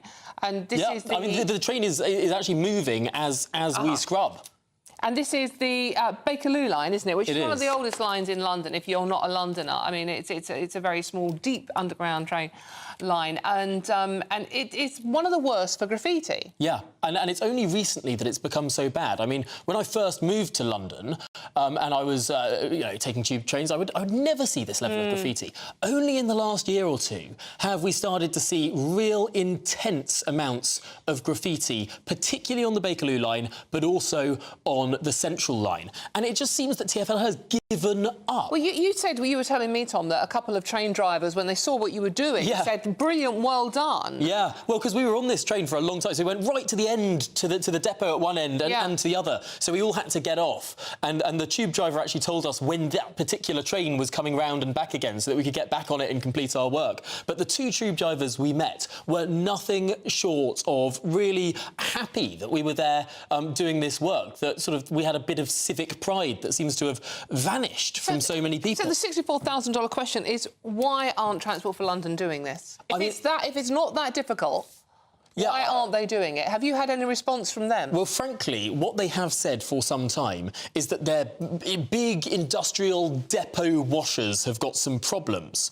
But this is the peculiar thing, right? I mean, sure, maybe the best way to wash these is by taking the rolling stock off the tracks and doing the proper industrial thing. But we've shown, me and just some friends have shown that with over-the-counter cheap graffiti spray and a few sponges, you can wipe this stuff down, you can get this stuff off. So what I think this displays is just a total lack of imagination, a total unwillingness to do anything about the sort of social decay that we're seeing in our cities in the country at the moment. A laziness, a profound laziness and lack of political will at the heart of the governance of London that means that people are just like, oh, the washing machine's broken, we'll just live with this social decay. Well, no, you don't have to live with the social decay. You can come up with new ways to do things. You can give some people some sponges, some water and some graffiti spray and get that stuff off. It's not impossible.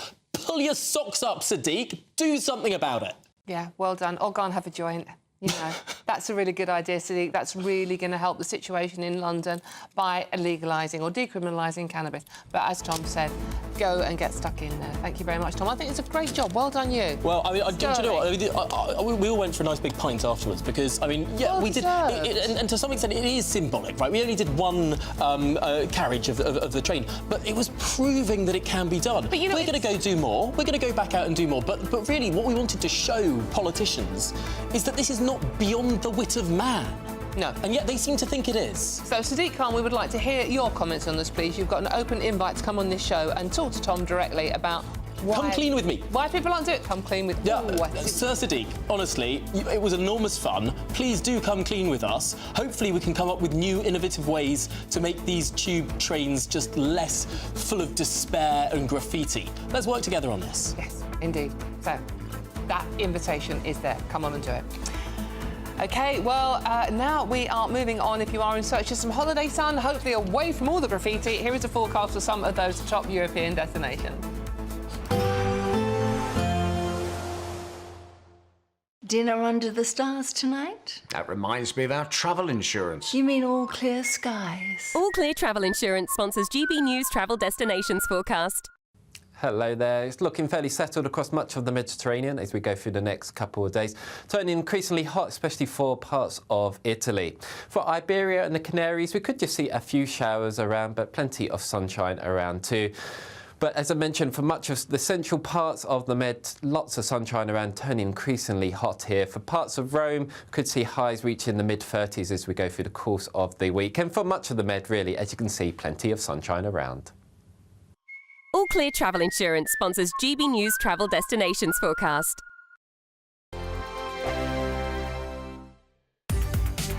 From the school run to the home run, watch a new show for all of Britain. He can say whatever he wants. A straight talking show where all voices are heard. And, you know, when are we going to stop talking about smashing the gangs and actually do it? With the stories that matter from every part of our country. There's a bit of a crash landing there for your Chancellor. Bold, fearless and standing up for you. That's me, Martin Dordme, 3 p.m. till 6 p.m, weekdays, here only on GB News. The People's Channel, Britain's news channel. Westminster's full of talk, but out here, it's the real world. Am I allowed to talk then? No, that's it. This is where it matters, real people and real lives. That's what politics is all about. In fact, has Trump made a good start? No. Straight answers, no spin, and just a couple of pints. How many fingers have I got up? About 10. So join me for Lee Anderson's Real World every Friday at 7 p.m. only on GB News. The People's Channel, Britain's news channel. It's Patrick Christie's Tonight, and here we do things differently. It's explaining the absolute madness of this, doesn't it? It's explosive. I mean, this is very good. It's lively. 850. Your government sat there, Sean, and it did nothing. It's controversial. And the Middle East has been in turmoil since before I was born. It's everything you need to kickstart your evening. Everyone's had their Weetabix tonight. I love to see it. That's Patrick Christie's Tonight, weeknights from 9 p.m. Only on GB News, the People's Channel, Britain's news channel. Hi, I'm Michelle Dewberry, and my show is your opportunity to cut through all the noise and dive in headfirst to some robust debates. Ideas clash. Situation, No, Because the failure is... You're deliberately avoiding my point. Nothing's held back. And if you think this is the end of it, wait for more. And we do not shy away from the difficult stuff. Sometimes I want to shake people and say, if only you understood. So join me on Jubes & Co. weeknights at 6 p.m. only on GB News, Britain's news channel. Join me, Nana Akwe, for an informative, interactive news programme with a difference. It's fun. No, he didn't say that, Dave. I'm so surprised. I think there's an element of truth to that. Join me from 3 p.m. every weekend, only on GB News, Britain's news channel. Welcome back to Britain's Newsroom with Andrew and Beth. Hello, everyone. Patrick Christie's here. I'm Michelle Dewberry, Britain's news channel. News channel. Access the stories that matter to you. Take the GB News family with you on any device. And as long as you have an internet connection, tune in to GB News anywhere on the planet or beyond. GB News, the People's Channel, Britain's news channel. I'm Michael Portillo. This is GB News, the People's Channel, Britain's news channel.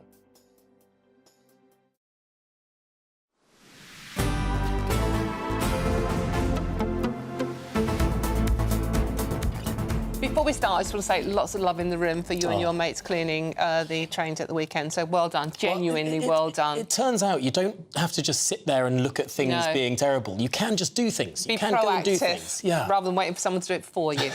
Any case, let's talk arm wrestling. Well, not quite.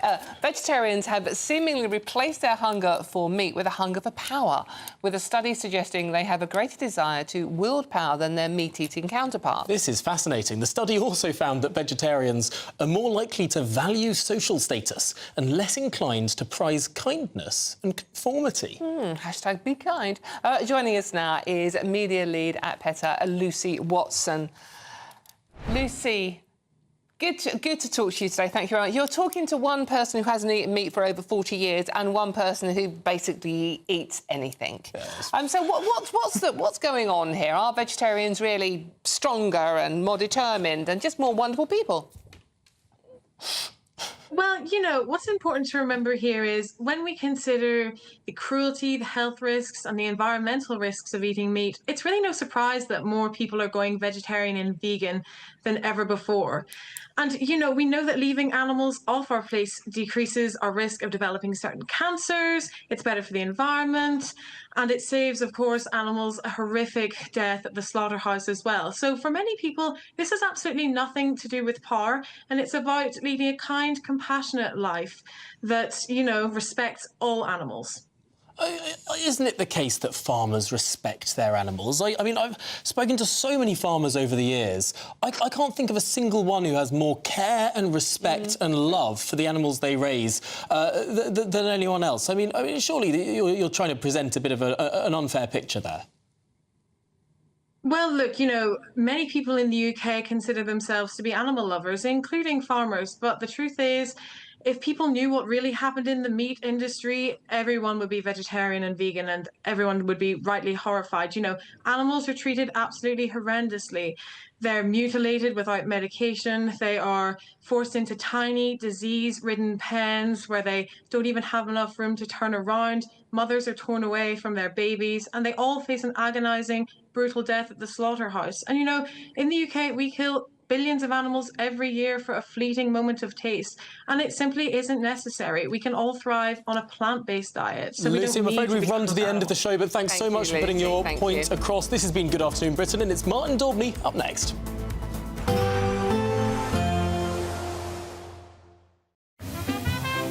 Heavy showers first thing will be followed by a warm, cosy day. Boxed boilers, sponsors of weather on GB News. Hello again and welcome to the latest update from the Met Office for GB News. Fine at first today in the south, but mostly cloudy, and it's increasingly damp. That rain persisting through the rest of the day across many northern parts of the country because of these weather fronts that are moving in at the moment. High pressure just to the south of the UK, keeping things dry for the time being, but really as we go into the evening, the rain in the north starts to spill south. It's on and off rain. There will be some heavy bursts for parts of northern England, North Wales, but through the hours of darkness it does turn light and patchy, drizzly outbreaks of rain more than heavy bursts. And it stays dry to the southeast, drier to the north with showers following the main area of rain, but for most it's a cloudy and mild night. It's then a dull start to the day across much of England and Wales as these weak weather fronts sink south. We've got extensive low cloud across parts of Wales, the Midlands, East Anglia and the south. Outbreaks of light rain on and off through the morning. Brighter skies for northern England, much of Northern Ireland and Scotland. Some heavy showers for northern Scotland, but in between spells of sunshine and feeling a little fresher behind that area of cloud as it clears to the south.